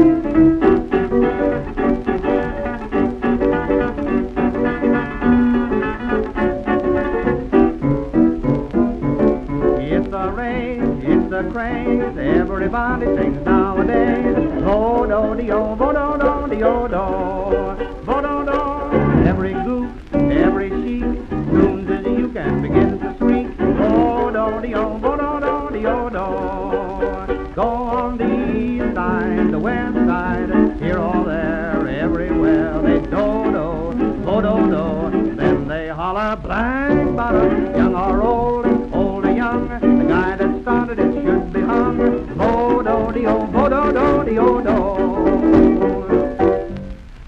And that was Frank Crummett coming to us from 1927 with Crazy Words, Crazy Tune. You know what? Let's pick it back up again with B. Mitchell Reed because it's getting late and we got a lot to get through this morning. So let's start with some more B. Mitchell Reed and then we'll move on to some more commercial music, all right? So Reed comes back to Los Angeles with a mission to build a new kind of radio, a radio where the DJ isn't a pitchman. He's a curator, a guide, a companion, a radio where the music breathes, where long tracks live, where deep cuts matter. He teams up with Tom Donahue, the godfather of underground FM. Together they launch KPPC in Pasadena. And suddenly Southern California has something new, something it's never had before. A radio that feels like a living room, radio that feels like a late night conversation, radio that feels like counterculture itself. Reed played everything, jazz, folk, psychedelia, blues, album tracks that AM wouldn't touch. Joni Mitchell even performed live on his show in 1968. But the real magic happened when Reed moved to KMET 94.7 in Los Angeles, the mighty Met. KMET wasn't just a station. All right? KMET wasn't just a station, it was a movement, a soundtrack for surfers, students, long-haired dreamers, and anyone who felt like the world was changing too fast to keep up. So Reed's voice became the heartbeat of the station, KMET, warm, curious, a little mischievous, always ready to drop a track that made you feel like you were in on a secret. He wasn't just playing music, he was building community. He was giving Southern California a place to breathe. And in doing so, he helped define what FM radio would become for the next 2 decades, right? And let's listen to some of my favorite music now from a girl who grew up and became part of the now I can't remember this guy's Dick Van Dyke Show. She became a cast member of the Dick Van Dyke Show. And Baby Rosemary brings us Don't Be Like That after this commercial. David Brinkley is on vacation. I'm Chet Huntley, NBC News. The big rock music festival in New York State in a little helpless town called Bethel has attracted 300,000 people. Today, the management begged all others not already there, please, to turn around and go home. Most of the 300,000 are young. Many are long-haired. Some like to turn on with drugs, and there have been problems about that. And all of them, for reasons which baffle most of their elders, if not betters, are crazy enough to crowd into an area so jammed that the management has had to fly doctors in and out by helicopter. Oh yes, there was music. Bethel seemed bemused by the whole thing. Pop music festivals have been held throughout the country for a few years, and they've become more and more popular. But no one, not even the promoters who promised this would be the biggest event ever, were ready for this. Yesterday, more than 300,000 people showed up, each to do his thing in his own way. And they camped, using what seemed like all the possible ways for camping, on Max Yeager's 650-acre farm. They promised not to bother his 350 milk cows. Even a gathering of peace and music has its problems. There is a food shortage, not enough sanitation facilities, or water. Traffic is still absolutely impossible. By today, there were thousands of minor injuries, and doctors and nurses were flown in to help. And it rained last night. That aggravated the situation. So there are lots of complaints about poor planning, but most people don't seem too upset about such problems. For the most part, the mood here is refreshing. More than 300,000 people getting along under the common banner of peace and music and love. Lem Tucker, NBC News, at the Music Festival in upstate New York. Life is swell when you keep well. That's why Post 40% Bran Flakes have become America's largest selling Bran Flakes. Every 1 ounce serving of Post 40% Bran Flakes provides bran to help prevent irregularity due to lack of bulk in the diet. They're so delicious tasting and so good for you, too. Tomorrow, serve America's favorite Bran Flakes. Post 40% Bran Flakes.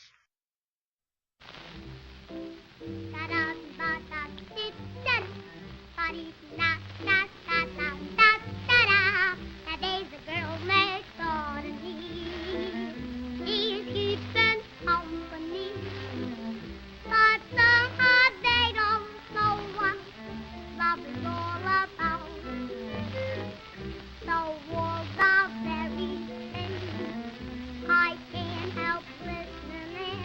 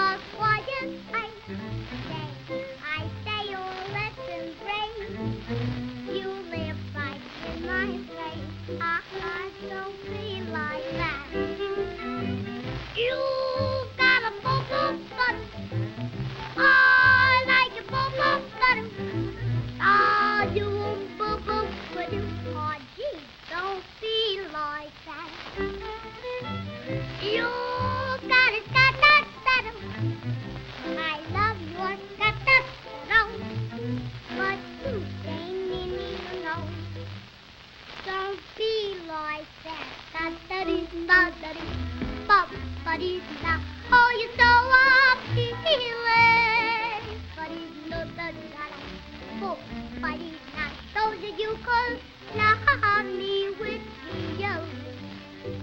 But do-diddle-oo, do-diddle-oo, ba-ba-dee-doo, but-dee-dee-doo, but-dee-doo-doo.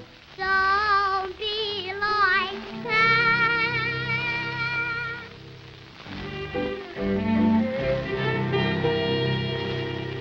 Baby Rosemary from 1929. She was like 5 or 6 years old when she first recorded that. That recording, she's like 5 or 6 years old when she's doing that. I mean, come on. She sang with this deep blues-infected adult-sounding voice. That was like one of the first novelties of her career.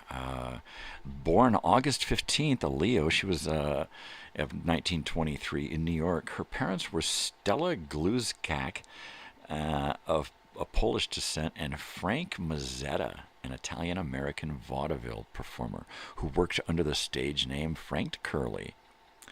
Show business was in her blood from beginning.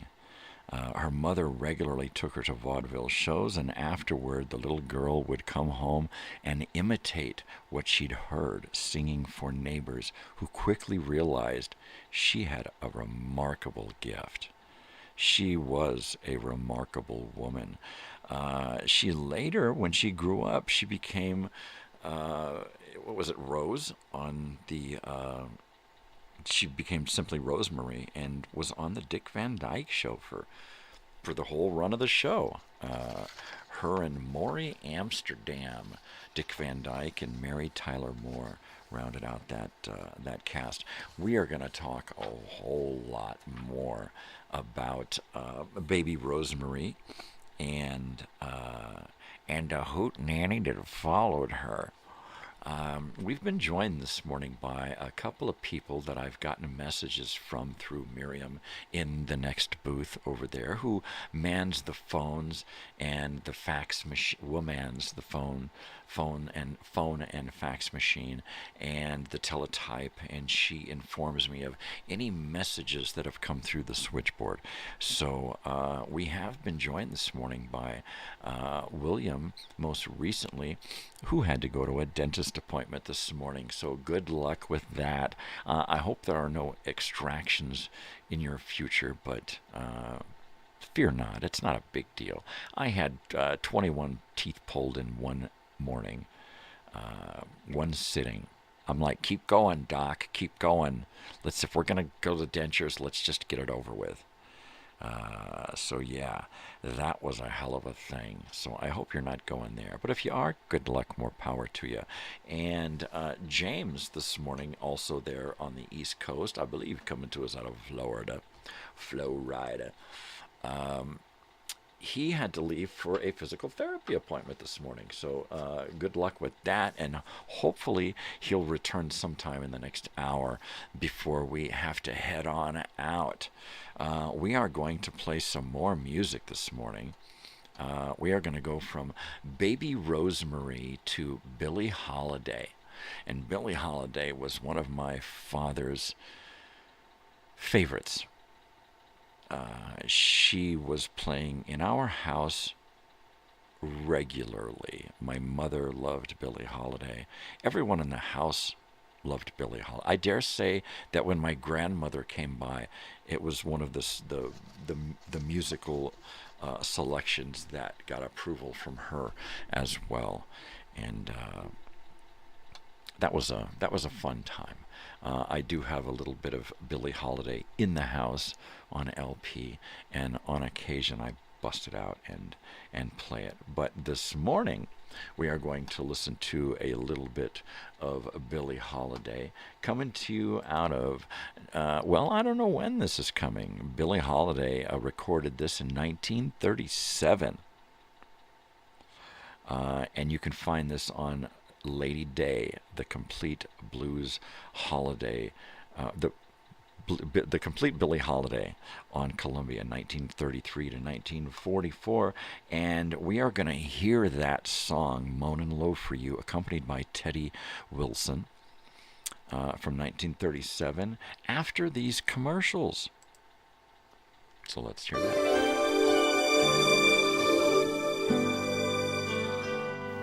Every year, an outstanding amount of people lose their teeth, all because of smoking crack.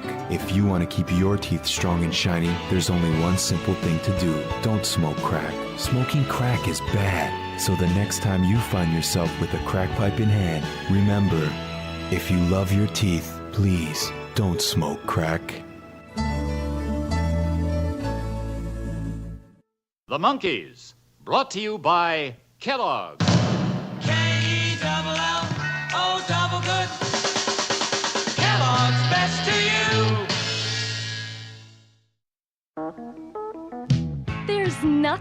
There's nothing like an Egg McMuffin, especially right now, because you can get McDonald's delicious Egg McMuffin sandwich for just 99 cents. Start your day with an Egg McMuffin, a fresh grade A egg, Canadian bacon and cheese, nestled on a toasted English muffin, and all for just 99 cents. It's the look of McDonald's for breakfast every day, and there's nothing else like it. Most McDonald's are independently owned and prices may vary. Come along.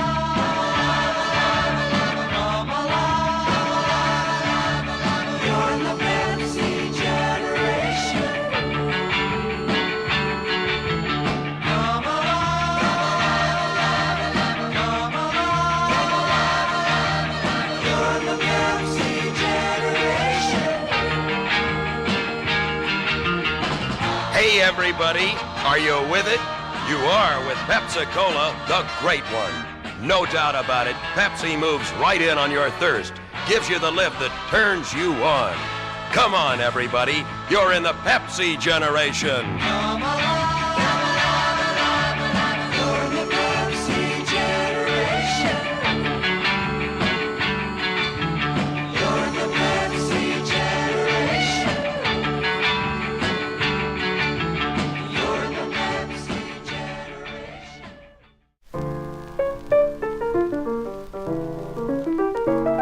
Teddy Wilson on the piano, Billie Holiday, moaning low for you.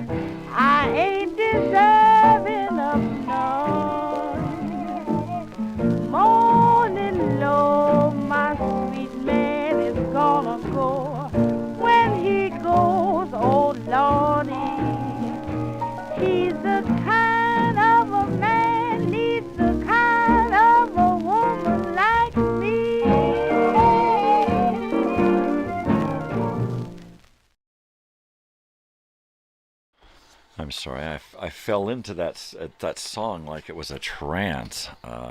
Yeah, that's Moanin' Low from 1937 with the Teddy Wilson Band. Billie Holiday was born Eleanora Fagan on April 7th of 1915 in Philadelphia. Her parents were teenagers.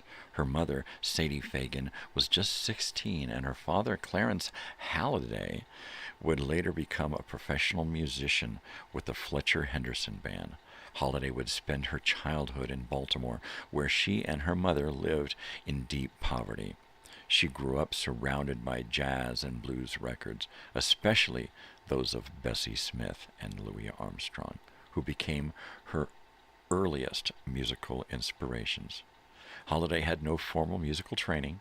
She never learned to read music, but she possessed an instinctive sense of phrasing and rhythm that would later redefine jazz and jazz singing. In 1929, just at 14, she moved with her mother to New York, where she began auditioning in Harlem nightclubs. She often sang for tips, sharing the stage with dancers and comedians, slowly building a reputation for her unique sound, a voice that was soft, smoky, and emotionally charged. Her break came in 1933 when producer John Hammond heard her sing in a Harlem nightclub. Hammond was struck by her ability to phrase like a jazz instrumentalist, bending time and melody in ways no singer had done before. He brought her into the studio to record with Benny Goodman, making her first appearance on record. 2 years later, Holiday began a legendary series of recordings with pianist Teddy Wilson and members of the Count Basie Band. Their 1935 hit, What a Little Moonlight Can Do, became a jazz standard and helped launch a national career. There you go. We're going to hear more about Bessie Smith on later broadcasts, on later shows. I just wanted to let you know that tomorrow we are going to be doing Throwback Thursday, and we're going to be taking a look at products from the 1970s and 80s and product recalls and consumer alerts. And most especially, we're going to be looking at the electronic game Simon. And we're not just going to look at it and talk about it and look at pictures. We're actually going to play the Simon tomorrow morning. I've actually blocked out enough time that we can sit and play it. So we're going to do that tomorrow morning, probably toward the end of tomorrow morning's show. We're going to break out my Simon. Hopefully the batteries are still good. They've been in there for years, but they're Duracell, so they're still kicking. They're copper top. Let's see. More this morning after we come back from another break. And while we're in this break, I am going to run to the restroom, and Miriam may have to take care of things while I'm gone. So more after a word from our sponsors. And after that, we're going to hear from Earl Burtnett and his Los Angeles Biltmore Orchestra doing Low Down Rhythm from 1929, and I'll be right back. This is Ravi Shankar. As I travel around the world, I feel that the young people are searching for the means with which to attain peace, happiness, and spiritual awareness. Why not get high on life itself without using any drugs? You young ones, you have the elixir of life. You don't need hard drugs to make your life more meaningful. This is Sandy Becker saying, keep cooking with Crisco. It's all vegetable. It's digestible. Okay, buddy. What's the matter, officer? That car stereo. I saw you lift it out of the car. I'm taking it home. It's a car and home stereo. Car and home stereo, yeah. Yes, a Panasonic. It plays at home like it does in your car. Sure it does. Empty your pockets. What's this? The electric cucumbers. I mean, tape cartridge. This unit plays 8-track cartridges. And this? A cassette adapter. You use it to convert from 8-track tape to cassettes. It plays cartridges, cassettes, AM and FM stereo, too. Sure. Slide this FM stereo pack into the cartridge slot, and this Panasonic becomes an FM stereo radio. The Panasonic car and home stereo plays everything. Get in the car. But, officer... And play that tape cartridge. Man, I really dig that acid rock. The only stereo that hangs around your living room when it isn't hanging under your dashboard. The Panasonic car and home stereo. Just slightly ahead of our time.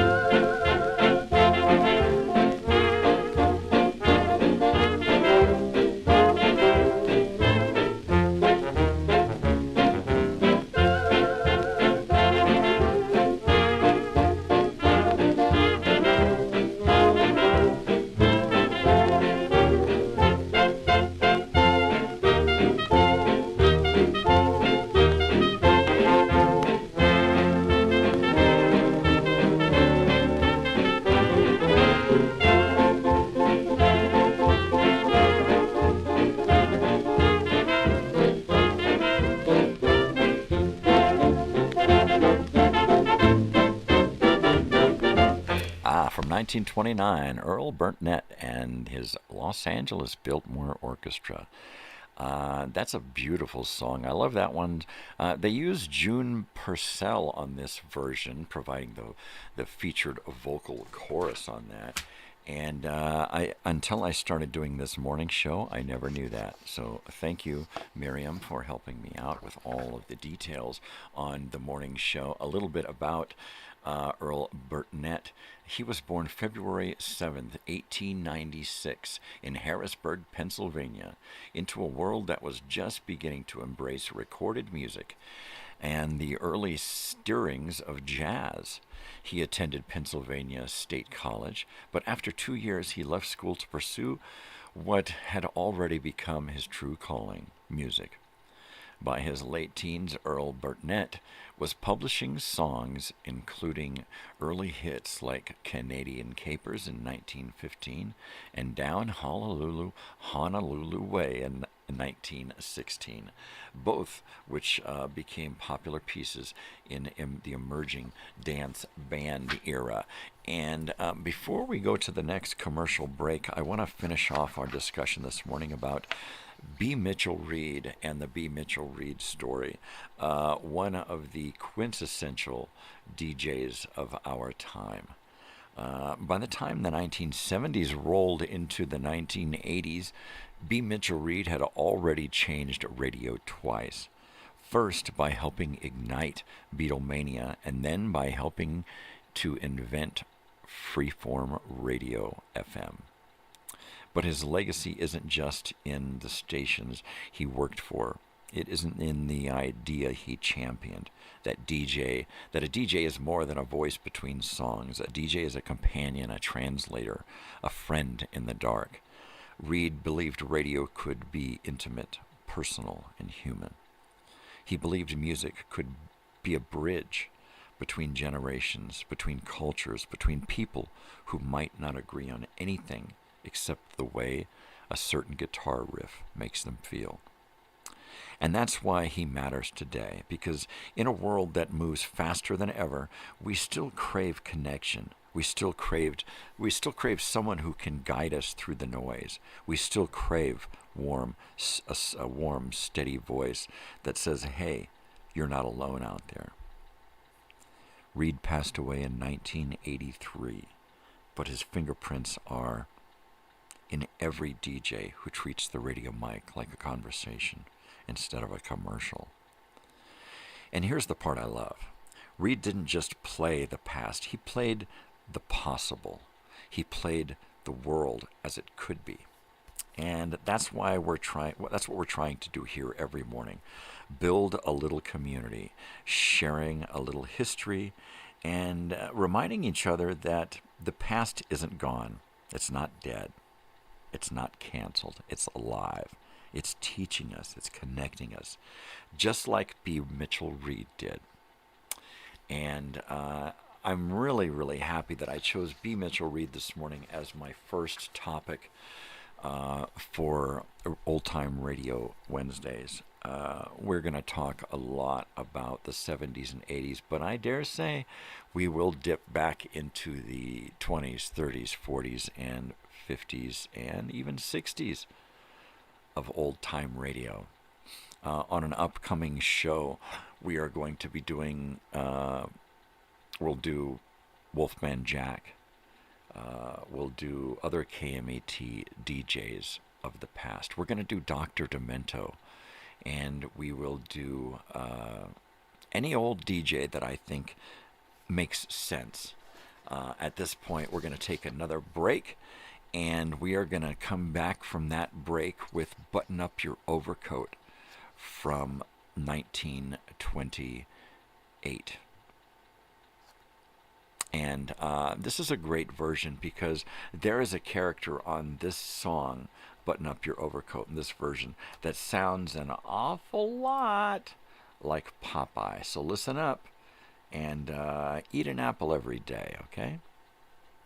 All over the country, people are playing and winning in McDonald's new quality game with over 50 million prizes. They're winning out west. Looky here, Tonto. You have a winning ticket. That means we won. What do you mean, we? They're winning in the south. Look, Roseland, we haven't won this big since 1976. They're winning everywhere, but only you in this area can win even more. That's right, if you live in southeastern Pennsylvania, southern New Jersey, or Delaware, and you play McDonald's quality game, you could receive a special game stamp for the Lucky Liberty Bonus Sweepstakes, which means you could enter and win a 1982 Mazda RX-7, or a Quasar giant screen TV, or SoundStack audio system, plus much, much more. No purchase necessary. Chances of winning depend on number of entries. Game ends May 30th or while supplies last. So while everybody in the country plays McDonald's new quality game, remember only you in this area can play both the quality game and the Lucky Liberty Bonus Sweepstakes. It's just for you. Across the nation, communities and the parents of Boy Scouts are observing Boy Scout Week, agreeing with the boys themselves that adventure, that's scouting. Constipation can be a problem for anyone, even doctors. And when constipation occurs, it's interesting to see just what doctors consider important about a laxative they might use or recommend. Well, a majority of the doctors we heard from had this to say. A laxative should be effective, gentle, close to natural acting. A medicine that can be used with complete confidence. Now, X-Lax has been popular with many doctors and millions of people over the years because chocolated X-Lax is effective. Overnight, it helps you toward your normal regularity. X-Lax is so gentle, so close to natural acting, there's no upset. That's why many doctors and millions of people use X-Lax with complete confidence. X-Lax, the laxative that helps you toward your normal regularity, gently, overnight.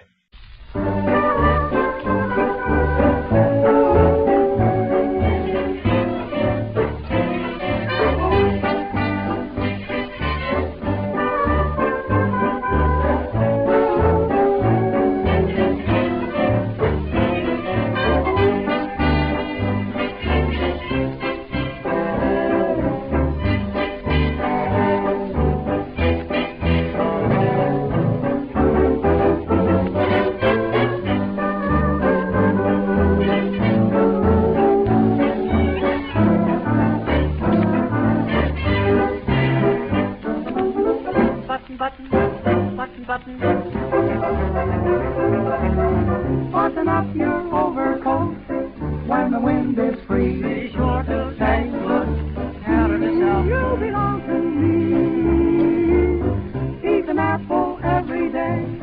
Get to bed by 3. Be sure to take good care of yourself. You belong to me. Be careful crossing streets. Don't eat meat. Cut out sweets. You'll get a pain and ruin your tum-tum. Keep away from bootleg hooch. When you're on a spree, be sure to take good care of yourself. You belong to me.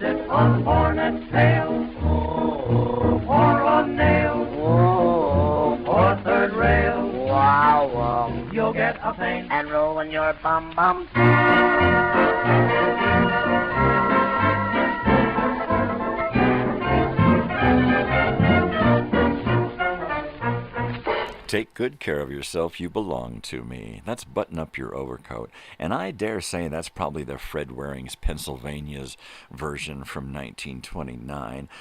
That song was very popular. It was recorded quite often back in 1928-29, written by Ray Henderson, Buddy G. DeSilva, and Lou Brown. Published in 1928 and first performed by Ruth Etting, and I think I have a version of that somewhere from 1928. Most famous early recording is from Helen Kane, released in 1929 at the peak of her popularity, and Helen Kane's childlike baby talk vocal style made her the 1929 recording, the definitive hit. And she was actually the influence for the character Betty Boop.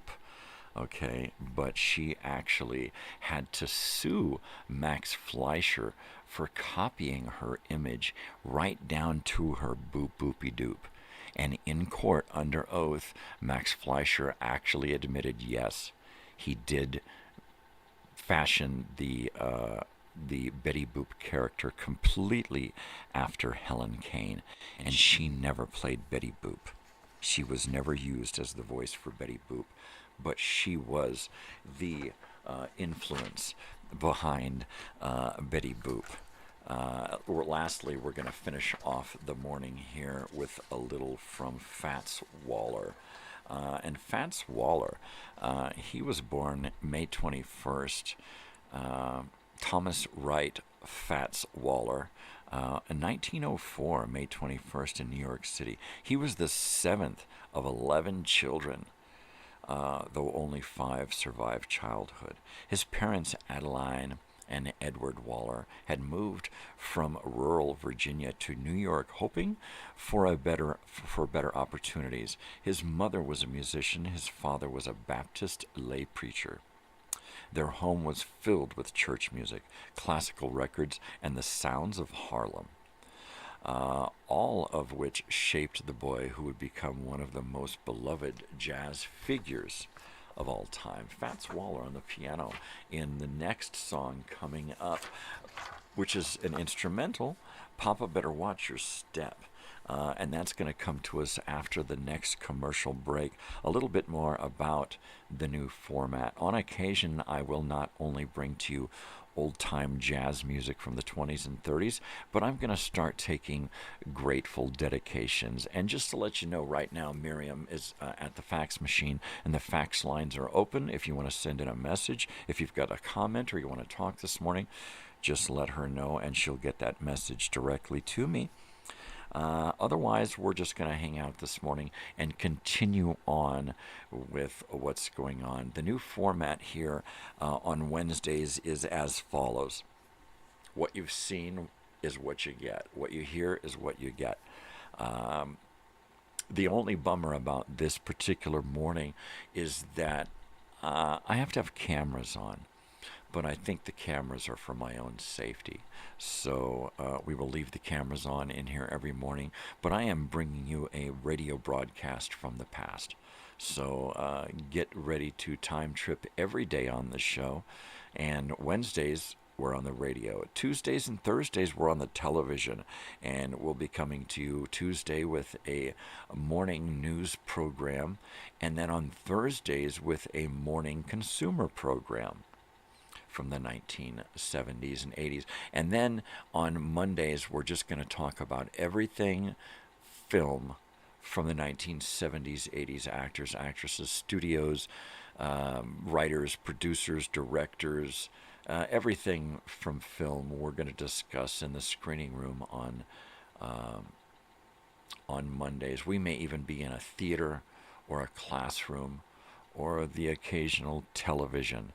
Because remember, some of the greatest movies that we saw back in the day were brought to us first on television.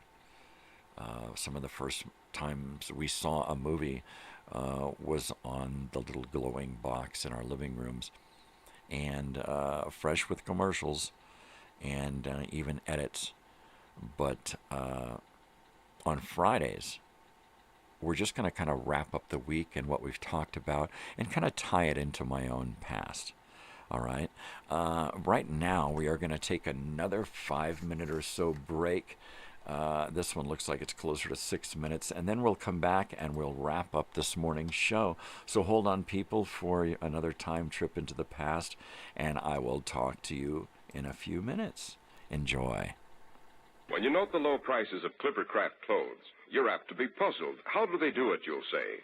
Well, the solution's no mystery at all once you know the facts. What makes them great values is the Clippercraft plan, concentrating the buying power of 924 leading stores across the nation. Yes, remember that you buy these famous clothes at your favorite local store, where you're treated as a person, not just as another number on a sales check. These days, practically everything you buy costs more, but not so with Clippercraft. You can select your fall Clippercraft suit at only $35 and $40, with a few special numbers at $43.75. Clippercraft top coats and overcoats, too, are only $30 to $40. Sport jackets, but $24. Selling expensive clothes at inexpensive prices at the nation's finest independent stores is the great big idea behind the Clippercraft plan. That's why men who know insist on Clippercraft clothes. So be sure to visit the Clippercraft store in your city. The leading stores in the metropolitan area that bring you Clippercraft clothes are Saks 34th, Broadway at 34th Street, Manhattan, Abraham and Strauss, Brooklyn, the Boulevard Men's Shop, Kresge, Newark, New Jersey, and the B&B Clothes Shop, 16408 Jamaica Avenue, Jamaica. These great, courteous, and friendly stores are proud to add their names to that of Clippercraft in the label of your suit, top coat, sports jacket, and overcoat. Hello there, everybody. I'm Mel Allen, and I'm here to tell you about America's newest candidates for baseball's Hall of Fame. They're the Bad News Bears. Hey, Yankees, you can take your trophy and shove it straight up your... How about that? Academy Award winner Walter Matthau is the coach. Academy Award winner Tatum O'Neal is his secret weapon. The Bad News Bears from Paramount Pictures. Rated PG. Parental guidance suggested. We couldn't have made it through the day without something to show the way, and that something keeps us going.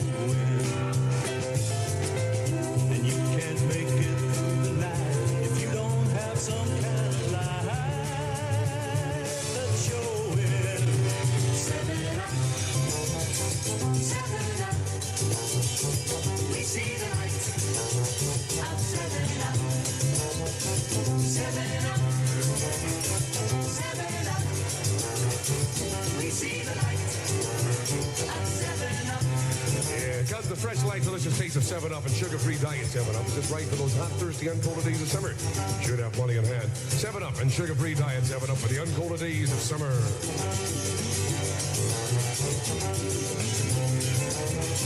7 Up. 7 Up.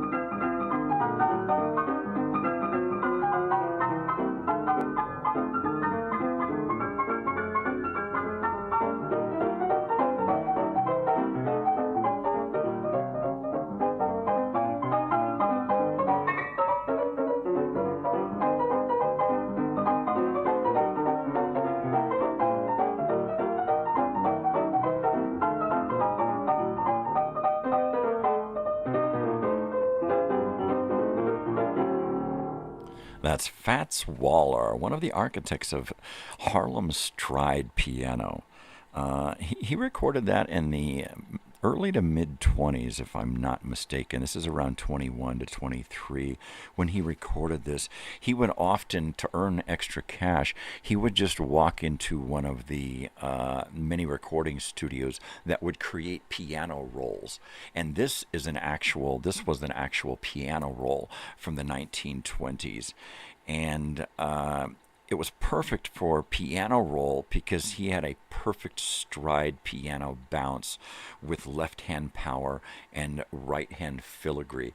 And it was just one of those, he was one of those performers who turned out a lot of piano rolls back in the 20s. And you could find his music in saloons, in bars, in nightclubs, in homes, juke joints, anywhere that you could find piano music playing on an old roll piano, real piano.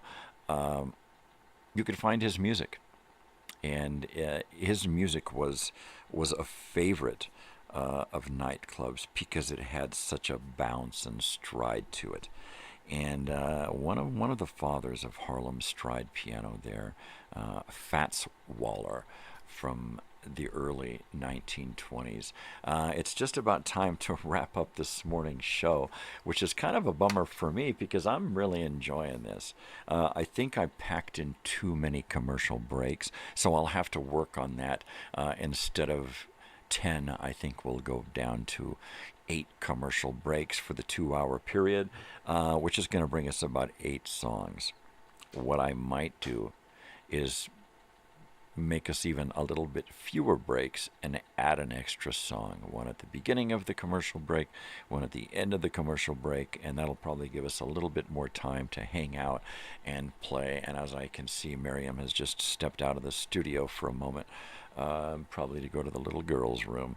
All right, people, I hope that you're going to come back tomorrow for Throwback Thursday, and that is our consumer program, the morning consumer program, and we're going to talk about products and recalls and consumer alerts and anything that we can kind of talk about that's 70s and 80s. Tomorrow we're going to talk exclusively about the Simon electronic game, and that should be a hoot. That there should be a hoot because I love that game.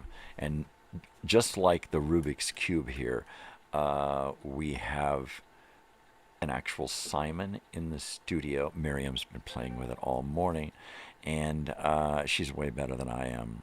Women are smarter, what can I say? I will see you tomorrow morning. You'll actually see me for real, not just sitting here in the studio mouthing stuff. So let's get out of here this morning. Thank you for joining me. As always, spread peace and love, not bullshit. Be nice to yourself. Do something nice for somebody as well. Makes you feel good, makes that person feel good, makes the world a better place, makes you a better person. And most especially, stay weird, because if you ain't weird, ain't nobody going to be weird for you.